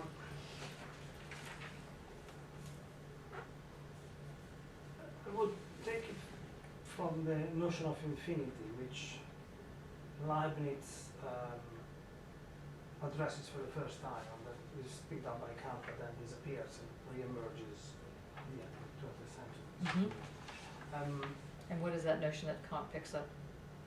Well, the notion of infinity, as in the infinity of the system, or the infinity of the universe, the infinity of the possibilities of thought. One way to interpret Leibniz is which is what I'm sorry about this. Hello, sorry, we're in a seminar right now. Gavin, I can't talk to you right now. I'm in the middle of the seminar. Can I talk to you at 7? Yeah, thanks. Sorry. One way to interpret the problem of infinity with Leibniz is to think of the fact that there can be a rule that explains how things are and explains almost everything. But there will always be instances that escape the description of that rule, so it's not possible to draw a boundary around everything, even before it happens. And what did you call that? Or do you not want to tell people what you called it? That rule. No, what did you call this thing that, It's incompleteness or incomputability. what was the name of the chapter you were going to give it? Oh gosh, dimension and dimensionality, or the other one, the power of 2. No, the third one. Oh, the third one I don't remember. Oh, well, I haven't written it, but the chapter is just an empty entry. Can we call complexity? Can we call... Had to do with the word body. Oh, the body without skin, yes, sorry. The body without a skin. Deterritorialized.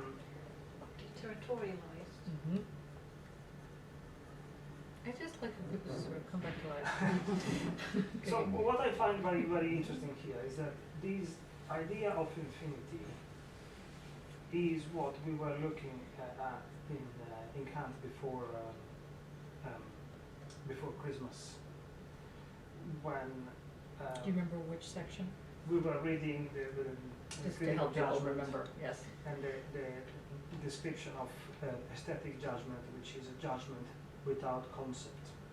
In other words, it's not a judgment that judges according to an idea of what is beautiful, but judges is a reflexive judgment that judges upon the possibility of according the data that comes from imagination, which is the senses and the intellect. We could throw in the word compossibility in this case, there is good fitting. But, and so if we think of it applied to what art is, but there isn't a definition of what art is, and would include everything that art was, is, and will be, or a definition one can apply in order to make a work of art. Vice versa, one works at a certain point, this reflexive judgment finds that whatever one is making, or somebody else is making, whatever, holds together in such a way that there is a logic to it. There is a way for it to stay together and to repeat itself. Therefore, the argument deems it aesthetic or artistic. So this is an open definition, which does not embrace all of its possibilities. It can repeat itself and makes, in the case of art, makes art when it applies and doesn't make art when it doesn't apply.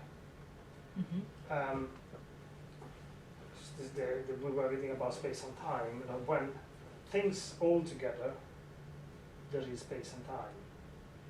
There is no space and time before bodies are distributed in that provided. So this is what is an open system, in the terms that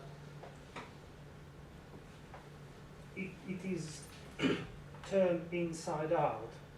There isn't a description that permits constantly to reconstruct the line between a body, an object, and its essence.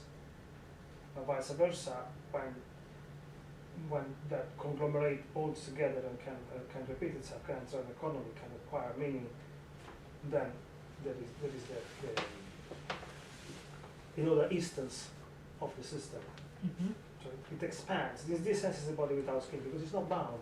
It is finite, but it's not bound, so it can grow or lose bits in whichever way, in whichever direction. And I find this very, very important with Leibniz, because this notion of infinity is what then is picked up in the late 70s, 80s, and 90s, both in science and in philosophy, in terms of incompleteness.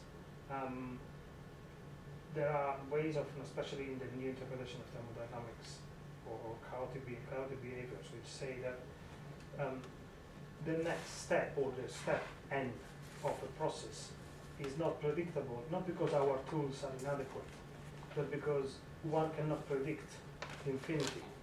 So the uncertainty we started off with the seminar with is precisely there. One cannot predict. There is always a question of uncertainty, which will make sense once it has happened.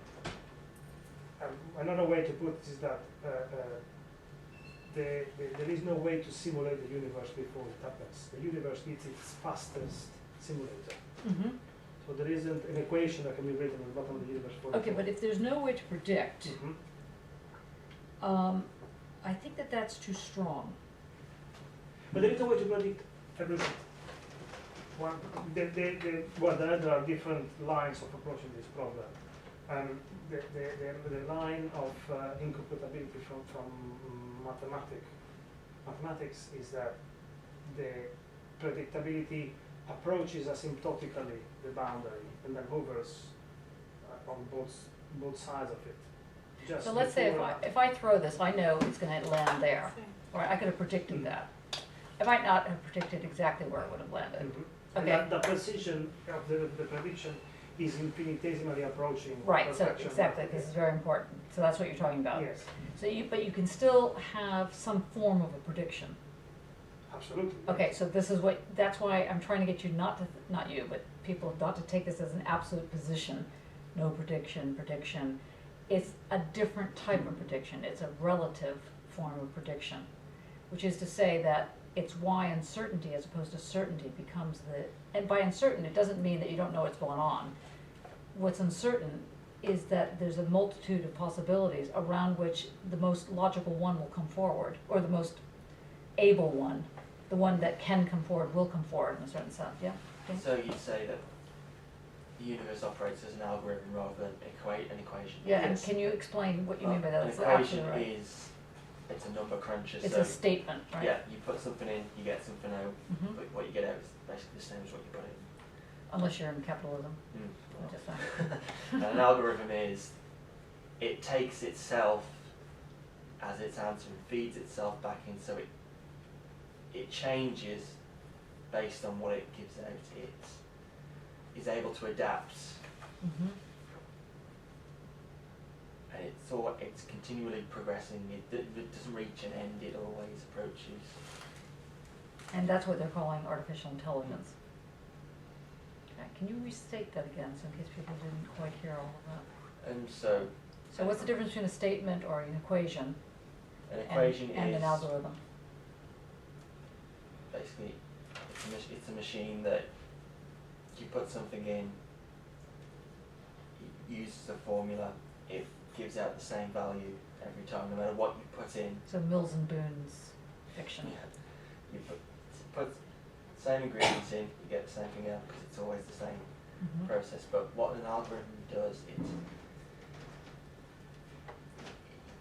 inputs a value, then it gives something out, then it incorporates that value into the same process. Mhm. So it's carrying on the process, always feeding itself back into itself, always collecting, always generating new information, always feeding that back into itself. So it converges on points, but it never reaches them. It creates limits without reaching them. And what's so good about that? Why should we care? Well, it allows for creativity and for freedom. An equation, the equation is introduced, especially in the equation that Leibniz just mentioned. I think that differentiating the two is brilliant. I never thought of it like that. It helps me a lot. But the equation, the stereotype equation is the thermodynamic equation. Which is what? That says that in the universe there is a certain amount of heat and is progressively being dissipated. Mm-hmm.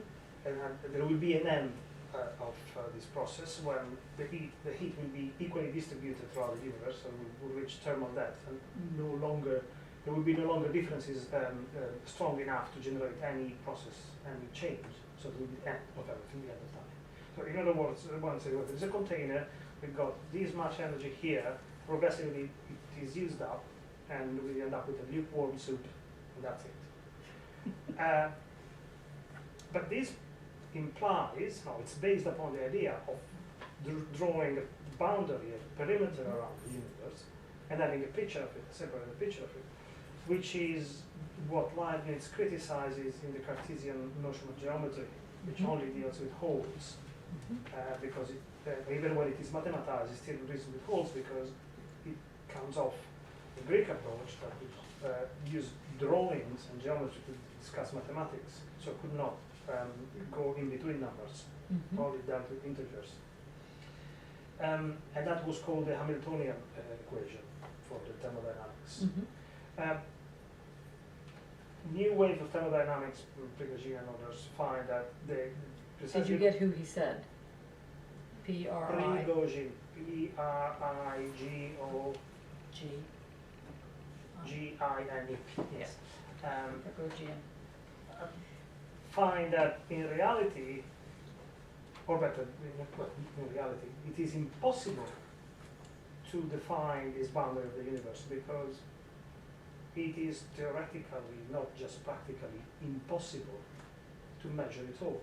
So it's not that, what I said before, it's not the inadequacy of our tools or of our intelligence that prevents us from measuring everything. It's that measurement breaks down in front of infinity.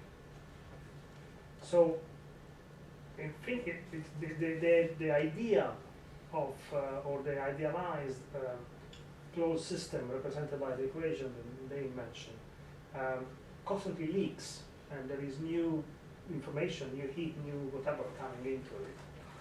So the system remains open. Okay. And it's disordered recursively in different ways. So what does it mean to say new here? Are we just back to really bad ideology, which is always obsessed with the new, the becoming I think obsolete? it needs infinity as event. You are great. That is great. I think you should have an engraved bracelet, infinity as event, or just even event. I think that's fantastic. Yes. So new doesn't really mean like brand spanking new. We're inventing something new. The old is bad. The new is good, right? Or does it? I was just thinking, it's like instead of thinking of like in this contained space, all these infinite possibilities, it's more about infinity as event. So that has to kind of unfold. Let's go back to this question of the new. Yeah. What do you It's think? just great to have an alternative to dialectics. Yay! Yay! Really. Yeah, it's amazing, isn't Yeah. it? When it takes a long time to get there. But you see, if you reread, if you have the energy to reread John Mowatt's Gold Bug, introduction to discourse figure, especially the very last pages of it, which I don't have here. Actually, I do have it. It's on the Dropbox somewhere. I'll just show you. Oh, sorry. Sorry, go on. Infinity is perishing. What did is you event? Wait. What happened? Now you're on a roll on the. Infinity as perishing. That's an alternative to. Well, the thing is, I prefer perishing to becoming, because becoming. Because becoming is so. An image of a man, just a representation or something. Really, I consider becoming as something a little bit more positive than perishing. Yes. Like, I don't know, just call me crazy. You know. Well, it's sort of. Okay, now let's just circle back here. I'm just waiting for this. Well, to the open. thing is, sort of irreversibility suggests more, which is quite good. Irreversibility fits That's my perfectly. when you say becoming, you perhaps lose the notion. You're more likely to think of irreversibility if you use the term perishing. No, I think of irreversibility with becoming. Oh, yeah, I mean you could do, Yeah. but it's sort of. I don't like perishing. Okay. Just sorry. It just seems so depressing. Even singularity seems better. But here's the question. Why can you not go back? If things are relative, why is it that there's an arrow of time? The famous cusp. You've given us a word here that's going to be, it's like a lifesaver, like literally those pillows. Why can one not go back? Well, in my understanding, Why is there a directionality? Let's say, like, but why is there? You could go back, but it's in one direction, so it's not really back. It's only ever forward. if the system, if the universe were closed, Yes. some mathematical models, like the one of Poincaré, say that at a certain point, Like the one of who? Poincaré, Oh, Poincaré. at a certain point in time, who knows how long, but that doesn't matter mathematically.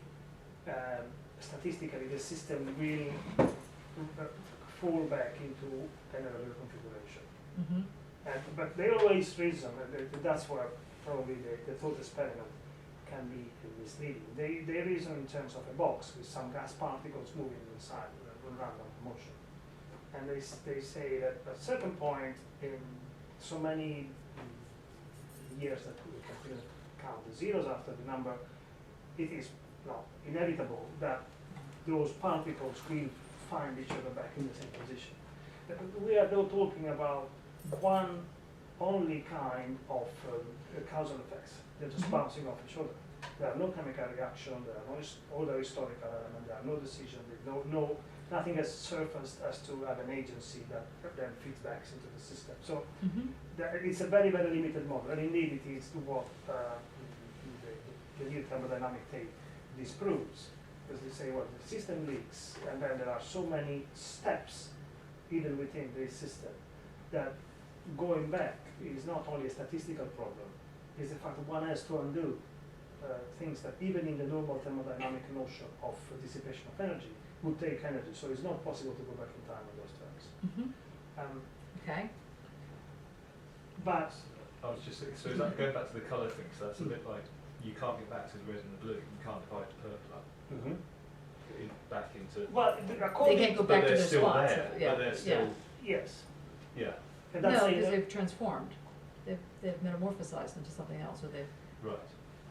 So it's not like there's little bits of purple and little bits of red and blue or whatever running around secretly, maintaining their own discrete identity in the realm of purple. This is a good sentence. Sorry. In the realm of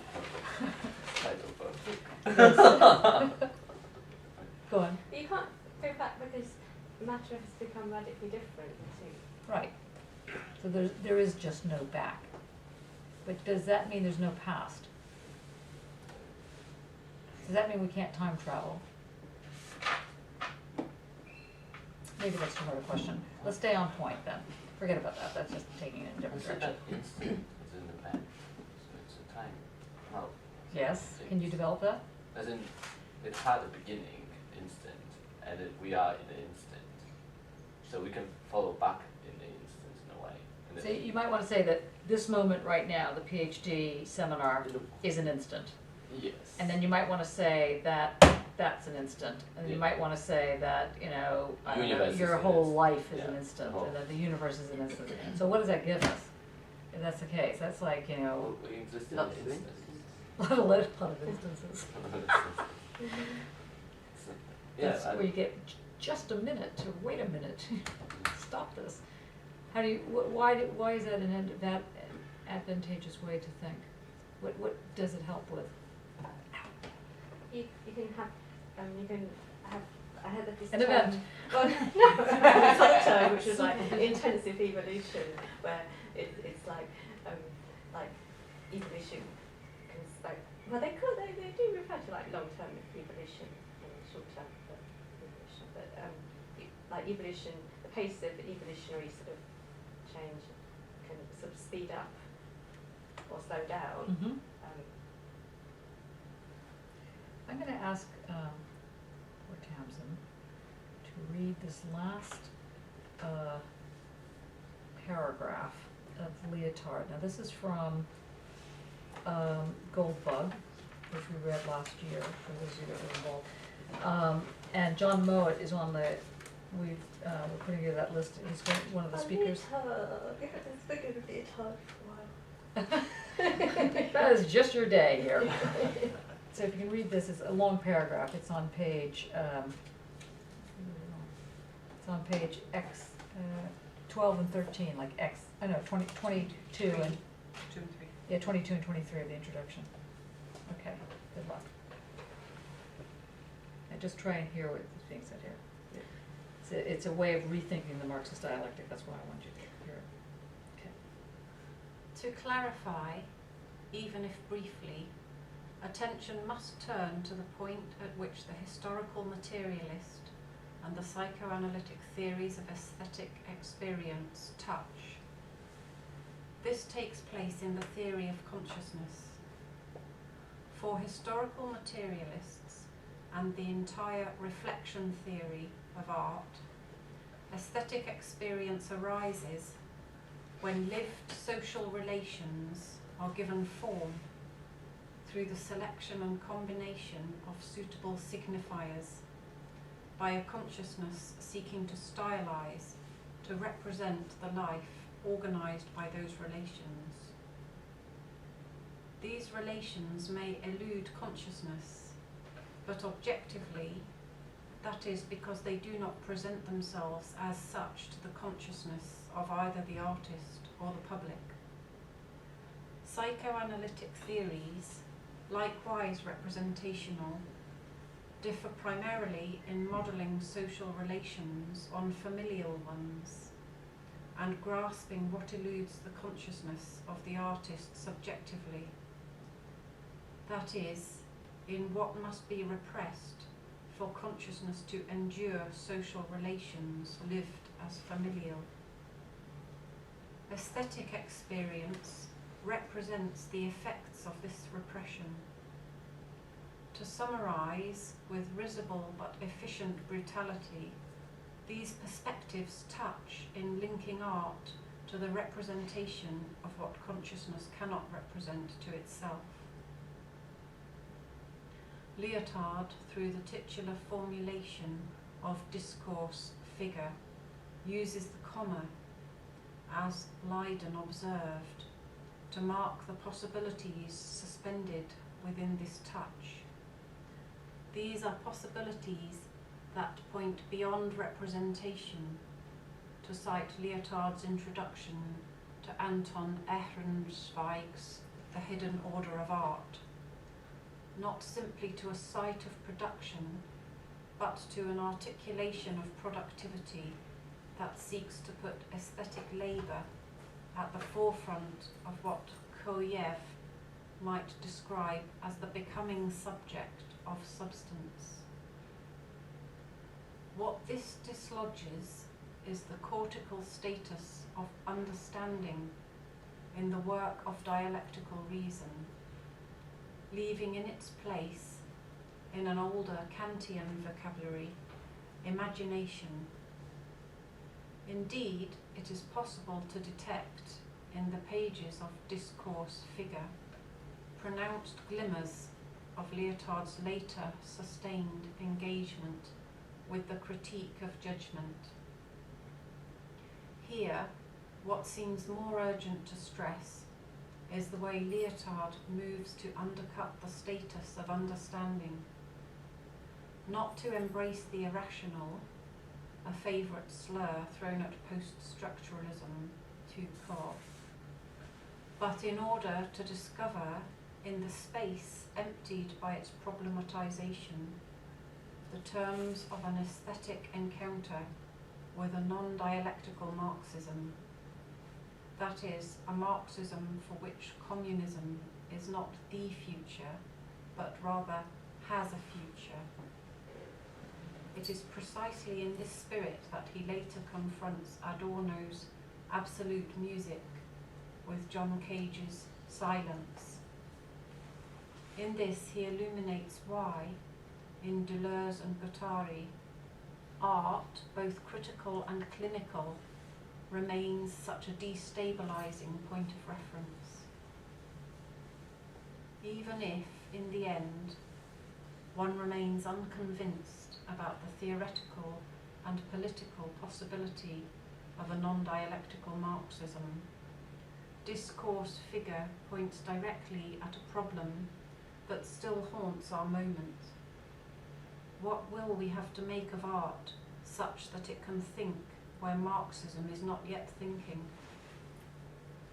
For Lyotard, the gold bug, this was not an academic question. It was a signal fire, lit in the hope of stirring those dissatisfied with the politicization of art, urgently called for by Benjamin in the 1930s forward. Forward toward what? Not necessarily back to the things themselves, but perhaps into the thick, or as Lyotard insists, the thickness, l'épaisseur, of things where, among other things, one encounters, as Leiden so touchingly puts it, the infancy lost when seeing words on the page was surrendered, irreversibly, to reading them. Marx, of course, warned against being childish, but precisely, Lyotard might argue, in order to honour the political meaning of the degeneration of childhood. Precisely not as something lost, but as a threshold where things like the future itself are up for grabs.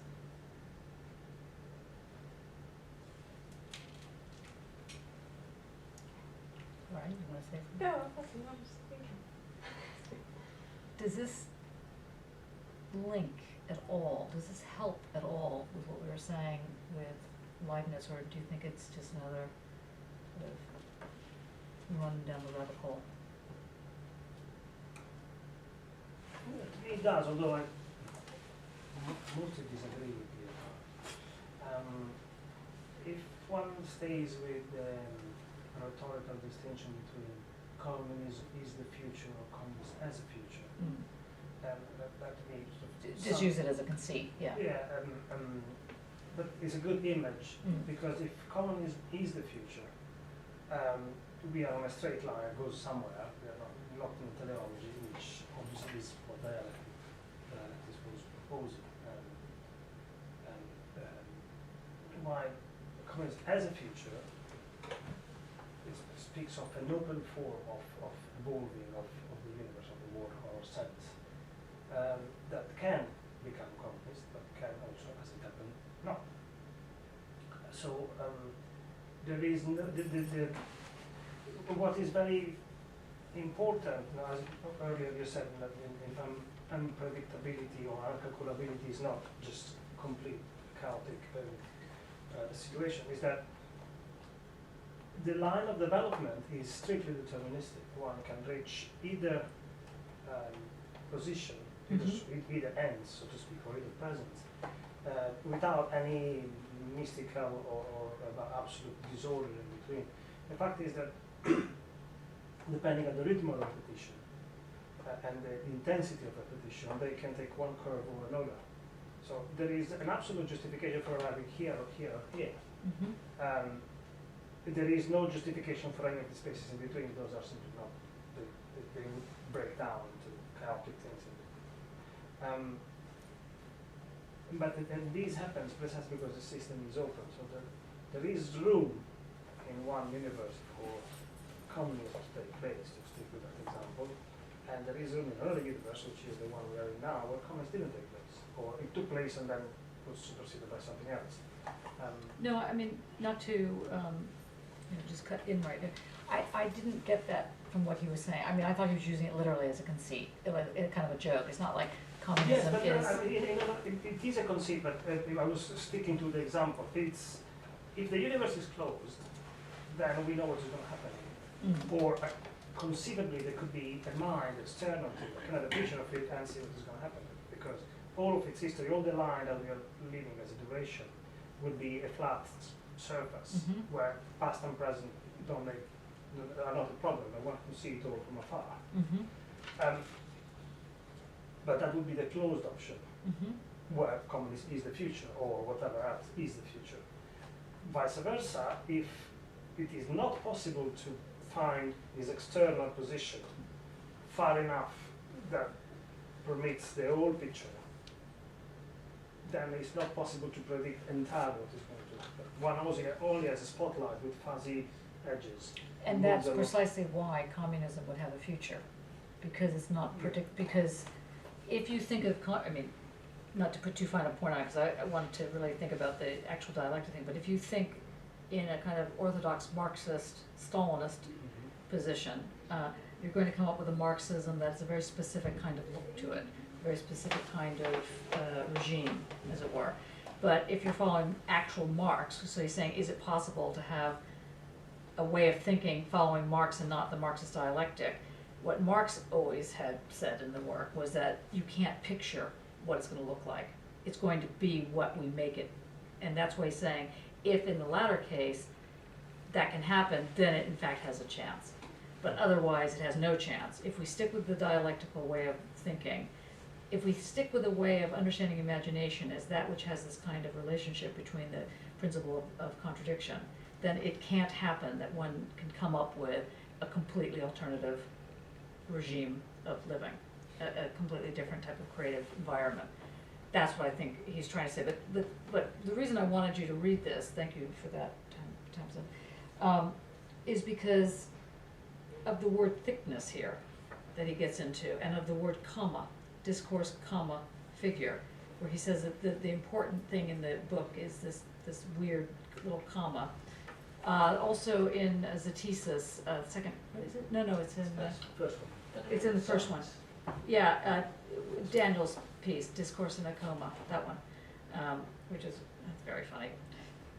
Anyway, it's worth taking a look at about this, but maybe this was just throwing in a thing that is taking you to the side too much. I just am trying to get you to see now, we're almost there, at how this operates or doesn't operate or has something to say about this famous thing called a monad, which last week was the bloody monad. Now we're at the famous thing called the monad.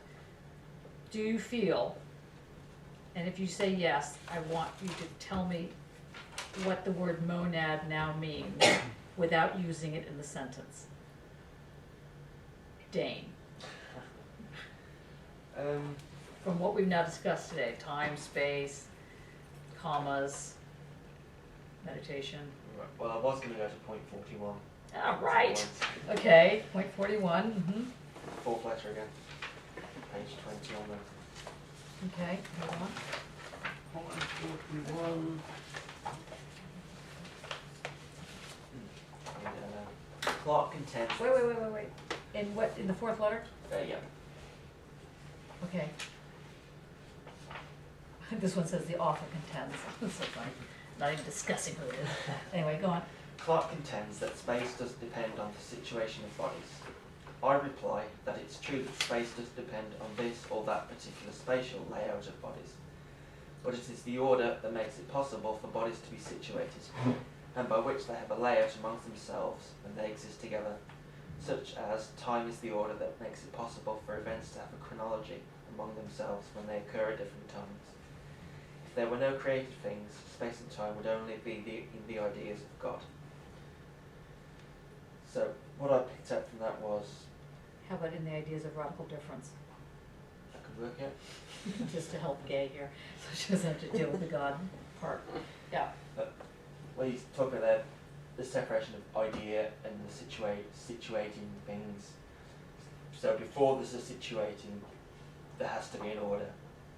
And the situation's in giving it coordinates or a measurement. Before any of that happens, there's already an order. And But how can there be an order if there's no thing within the order? well, there are things within Okay. but the objects make the order, and from that you can measure, but you can't. So his basic position is there's always something rather than nothing. Mm. That's the first thing, you know, complete disagreement from Hegel, which is there's you start with nothing and you get to something. Mm. Whereas with Leibniz you have something and you get more something. Right? You never don't start with something. It's that unique method of superposition. Sorry. You see this poster over here, the safe use of knives? Okay. Just want to direct your attention to it. Okay, yeah, okay. One more attempt at the monad then. It's Don't use the S word. non-dialectical materialism. It's non-dialectical materialism, yes, that's true. But then so was Feuerbach. Okay. Well, actually, Feuerbach was dialectical materialism, but anyway. But you mean non-historical materialism. But anyway, you're right. It has something to do with the materiality. It's asking you to think about materiality very differently. It's unfortunate that the God particle keeps coming up here, so that it keeps throwing you off. But it's not historical materialism either. It's definitely not historical materialism, that's correct. Right? Because historical materialism also brings in a very specific notion of time. But yet it makes some. Historical materialism. No, what? The monad. The monad, okay, right, okay, but we can't use the M word, and we can't use the S word. Give it another go there, Dane. Okay, well, another thing I picked up was that a monad operates because it's a simple substance, there's no parts in it, and that goes in parallel with ideas of set theory, how that came about because numbers they're infinitely complex. You can always break them down, and the idea of a set is it's a set of qualities that you can't. The qualities, it's a set of qualities, but you can't pick out those qualities. It's the most simple of substances, but those qualities give it a sort of a movement, I don't know to say description, but they give it qualities. And this allows things to relate to the set, to be. So once it has a quality, we're getting warmer now. Once it has a quality, it can be compossible. It allows things to be situated, to be possible, I suppose. Does that make sense to you? No. Oh, me now. Oh. Yes. Does that sound like a palimpsest to you? No, it doesn't. In a good way. As Okay. in, that's not exactly palimpsest. I mean, we're talking compassibility of two things. Palimpsest, we need to remember, palimpsest is the cryptone value of the underlayer. Is the only relation that it has to overlays occupies the same space, Uh-huh. but it's not the same. If we think about textuality of it, they're both written, let's say written works or image and written work of, so image is a written thing in this meaning, so anyway. So they have similarities, but they are different enough to be separate. Mm-hmm. But there is something there. If we even assume there were in palimpsest, the text would be identical. So we would have Archimedes palimpsest, Archimedes writing his work, and someone else taking that work, erasing it, trying to erase it, Mm-hmm. failing to erase it. So he made a mistake and he didn't erase it completely, and he wrote the Archimedes palimpsest all over again, Archimedes work all over again. Then that would be the Archimedes work became compassible because it exists at one time, at one space, at one time, but it's multiple, it's plural.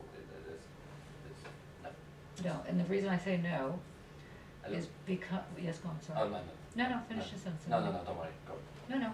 No, I forgot. Went away. Oh. Just a second. But I mean, not. They would not be the same, would they? But they would exist at the same time and at the same space. So let's say if you say that Archimedes has, let's say, a story. Mm. He tells a story, and then the story is erased. And then the same story is told again. Might have different characters, but it's basically, quote, basically the same story. Is that what you're saying? Or are you saying that it's literally the same story? It's like the point for point, exact same story. I think if there is any difference in both, isn't, even if it's a similarity, you know, a similarity, not sameness. I So kind of the think it identity is the might be belonging same. as opposed to the Yeah. point for point identity. Okay, yeah, Lee? I've just written, this is my take on it, an instructive, creative force that exists outside time and space but creates time and space. That's which kind of makes it possible time and space because it exists. But how can something exist outside of time and space if the whole universe is made up of time and space? I don't know. Okay, that's the key. That's no S word. Okay, good. The compossibility relates to the belonging together. So there's two belonging togethers for Heidegger. So to get the belonging with the right italics one, because one of the belonging togethers relates to the sort of the closed Belonging set, together. That's right. and the other one relates to sort of the open compossibility of the superposition. You promised not to. Like knives. Okay, that's correct.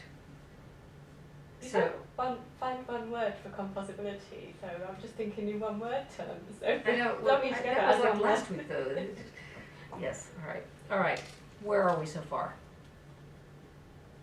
I'm thinking monad. I mean, we're trying to say what the monad is basically Yes. for the last months. Yeah. So much fun. But we kind of got to the moment when we talked about monad as an energy, as something that I don't want to say creates matter. That's the wrong word, but creates matter, but is responsible. Yeah, it's wrong only because it would lead Yes. to make the view that there's something outside that then does Yes, that's something the thing. inside. There is no outside inside. That's- yeah. Probably the situation is a bit more subtle than this because we have arrived at Leibniz after reading Heidegger and we haven't duly considered that he is not at all rejecting metaphysics. Right. And the monad, by the monads because there are several, which is a plurality of rules, sits on the metaphysical level. However, what is taking for metaphysics is already far different than what was understood before as an entirely separated realm. Mm-hmm. Because there are points, like the argument has several folds, and there are points where actually the game of perception and apperception of the monads make for monads perceived by another monad to feel like they have materiality and body, but they are actually on the rules. So what is metaphysical becomes physical. Mm-hmm. And I think that it is important to see the distinction between all the arguments that Leibniz puts forward regarding matter or physics and the four efficient causes, Mm-hmm. and what regards instead final causes or metaphysics. And in the it is in the monadology, but it's clearer on in the principle of nature and grace. Mm-hmm. The paragraph 7. And what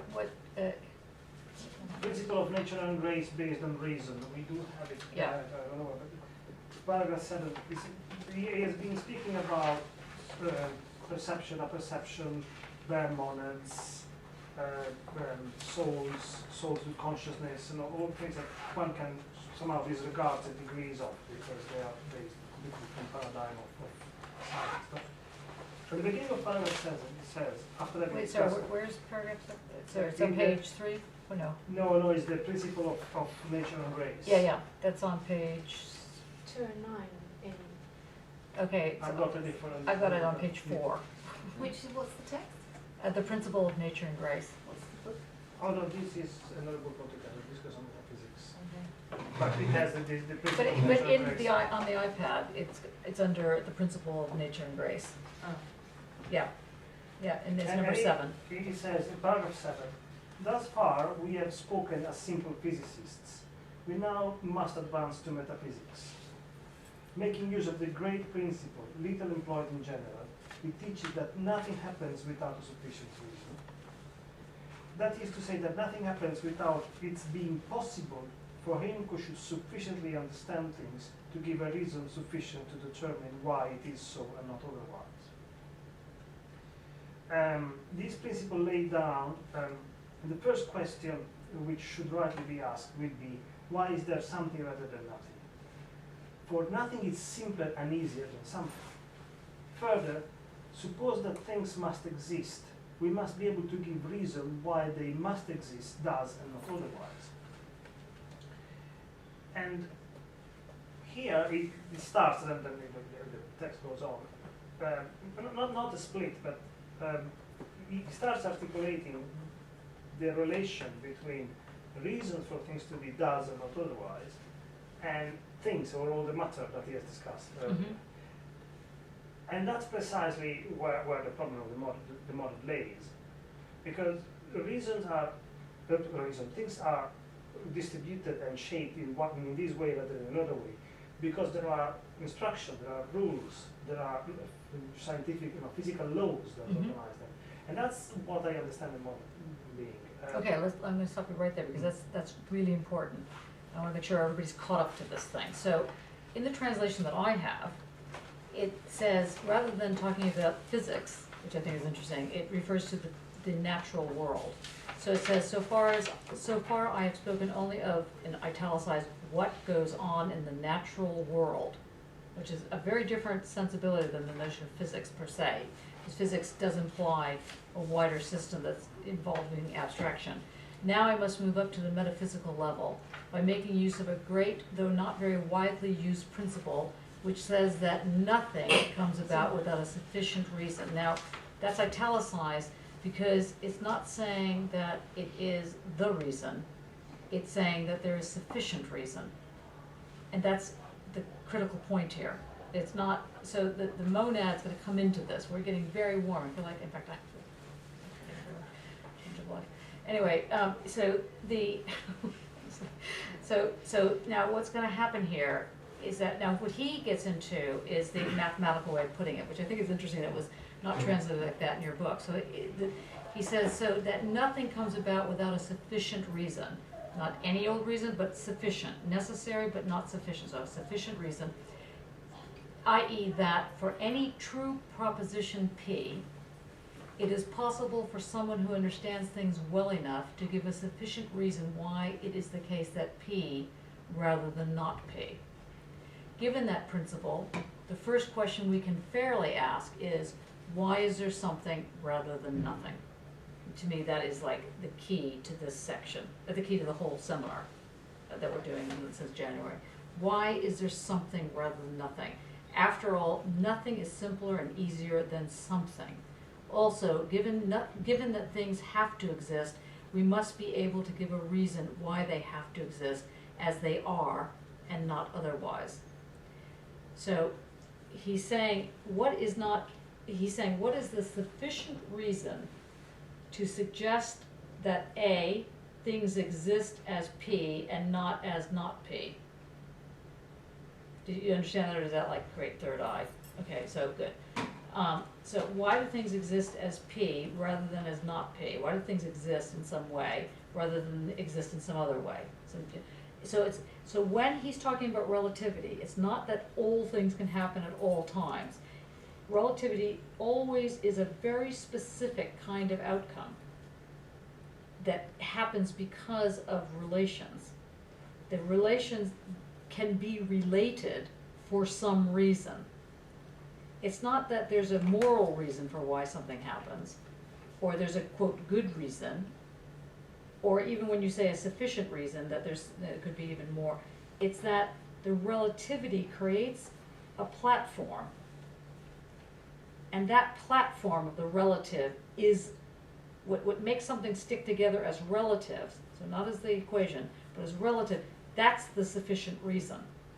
So if it doesn't create a relativity, then it has no reason to be linked. The relative relationship, the relationship is that something can have a relation is the sufficient reason for why it is, and not otherwise. That it can actually happen is reason enough that it does happen, as long as you don't understand reason as a moral position. Sometimes things happen because somebody is trying to attack you, or has it out for you, or whatever the story is. And sometimes things happen just because it can. And it's so important to understand that. So when something happens just because it can happen, means that there's some kind of relative moment that it's able to have a link together. And when that happens, that when that relativity is created, that's the sufficient reason. Can we go one step further and call it something? Well, I kind of understand it in a, probably wrong, but we spoke earlier on algorithm. No, don't go to algorithm. Starts with an M. What did you say? No, M. Never mind. We'll keep going. We'll keep going. Monad. Monad! There is another decade in it. That was just your moment, Just, it's a very small thing though. The fact that Just trying to remember the relativity thing, we'll come back to that. the fact that things can happen and therefore have a reason to happen because they can happen and that's a sufficient reason for them to happen is the line of sufficient reason. Yes. So why they are does and not otherwise. And why they are, why something exists rather than nothing, that is the other step that belongs to the final causes, Mm-hmm. where Leibniz remains metaphysical, and that's the decision of God. And that's the problem with Leibniz. Yeah, well, we could not move away from that. It's probably. Can you repeat that, so in case people can get that? The description you just gave of the relativity, the fact that something can have a relationship is a sufficient reason for it to be like that and not in another way, belongs to the chain of efficient causes, which is science, which Leibniz opened all this conceptual space for. But this is the reason that answers why things are thus and not otherwise. Why there is something rather than nothing instead belongs to another line of causality, which is that of final causes. The reason why the universe exists. That exists because of God's decision. And this is where Leibniz remains metaphysical. Chaitin put it very nicely, saying that we don't care about. Who put it nicely? Gregory Chaitin. Oh, Chaitin, yeah, right. Saying that Leibniz used God to introduce an initial level of complexity, so there could be some texture to work with, and then it develops all the conceptualization of science and a certain way of logic, the logic of science. And it's important to divide the two, because if we mix it, then there is the argument becomes muddled again. Why things are like that, not otherwise, and why something is rather than nothing, very, very different questions here. One can inhabit the scientific efficient causes. The other one is metaphysical or mystical and precipitating in a circularity of infinite regress. In Leibniz. Yes, Or but in in many everything. lines of thought, the question of why there is something other than nothing is far more problematic. Oh yeah, it's far more problematic because it's first of all the why questions will always lead back to God, but does God lead back to God? In a well, I mean this is obviously an open question, but one argument is, you know, obviously yes, the other is no, but I mean the no group is going to be presenting whether or not God is involved or not involved is not the question. The question is how does one actually develop complexity? That's the question. And whether or not God developed it or somebody else developed a mad drag queen or something, it's another level. So we're coming to the close. I think brilliant job, everybody. We did solve it, but only a few people heard that part. Okay, so what I would like to suggest, if you want, shall we do one more attempt at the monad? Shall we do that? Could we look at change? Well, I suppose other people have looked at the change, and I haven't read it for a while. I suppose what I mean is Which Chapin? Which well, the one? one which like metabiology and the Luciana Parisi. Is it on the Dropbox? The Chapin.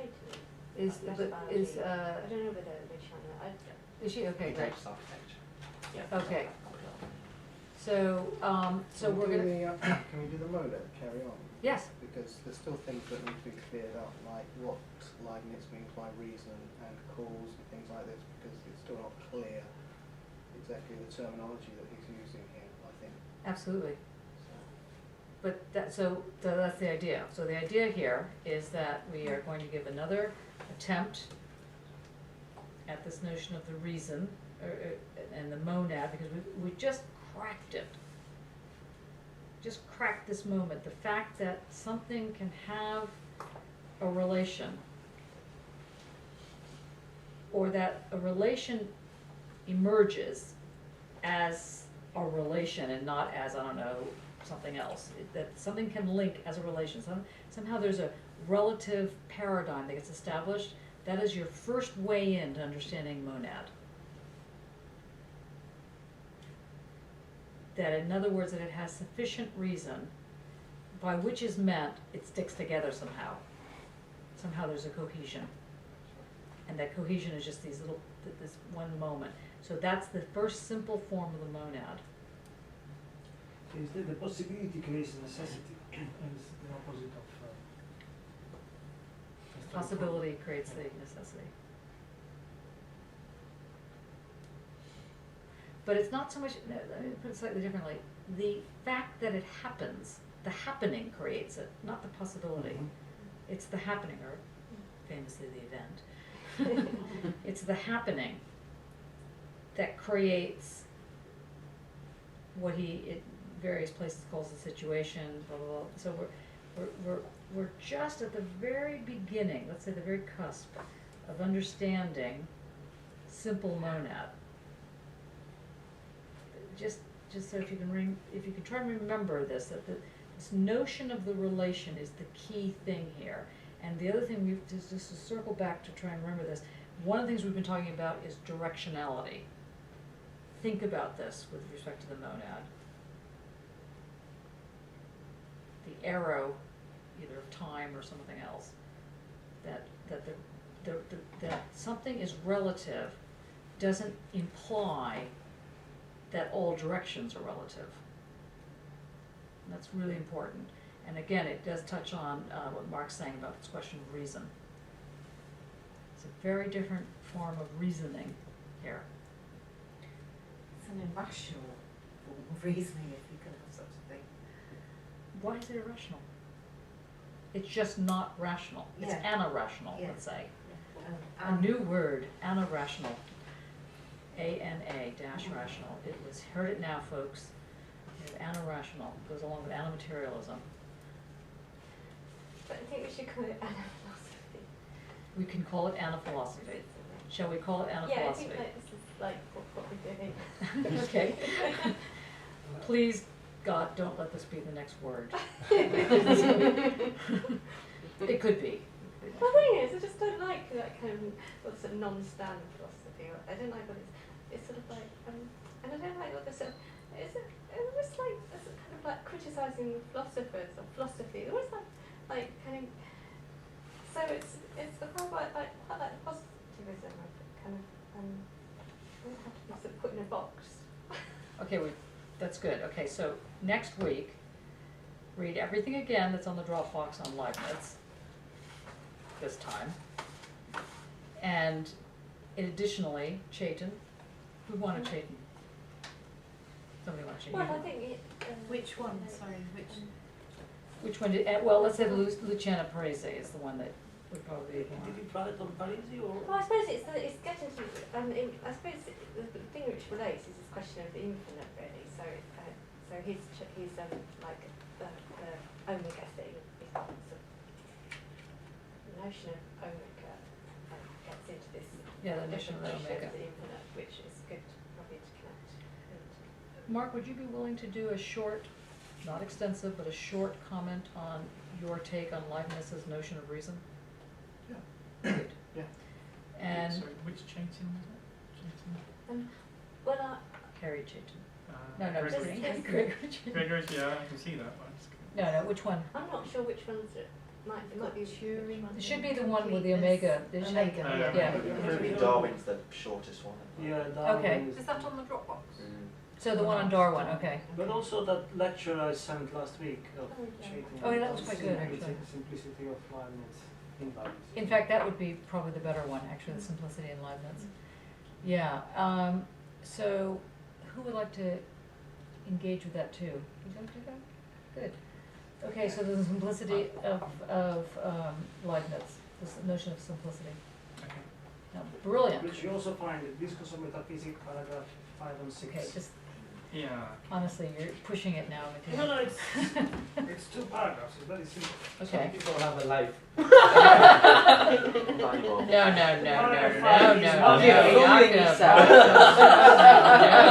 No, no. I know, but Exactly. a wishful one. Discourse of Metaphysics, paragraph 5 and 6, which are the paragraphs Chaitin discusses in the lecture. I can do something on human nature or lack of it in Leibniz. Good. Okay, so we've got That'd be useful. the human nature or lack thereof. We've got reason, and we've got simplicity. Sound good? Excellent. Can I just going back to that what Dane was saying, the Matthew so the algorithm, the equation, and it was only when Anna was mentioned because I was thinking about they both create other. But it's a different sort of other. So would it be good to say Anna other? Opposed to another.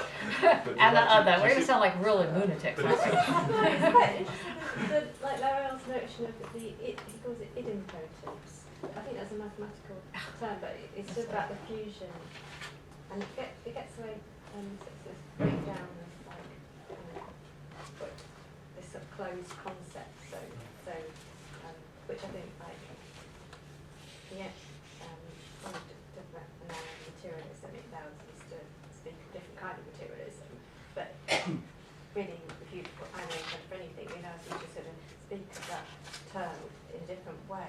It lets it becomes event. Well, it's radically other or radically different. It's imposing difference as the way into the picture, as opposed to imposing, either nothingness or identity.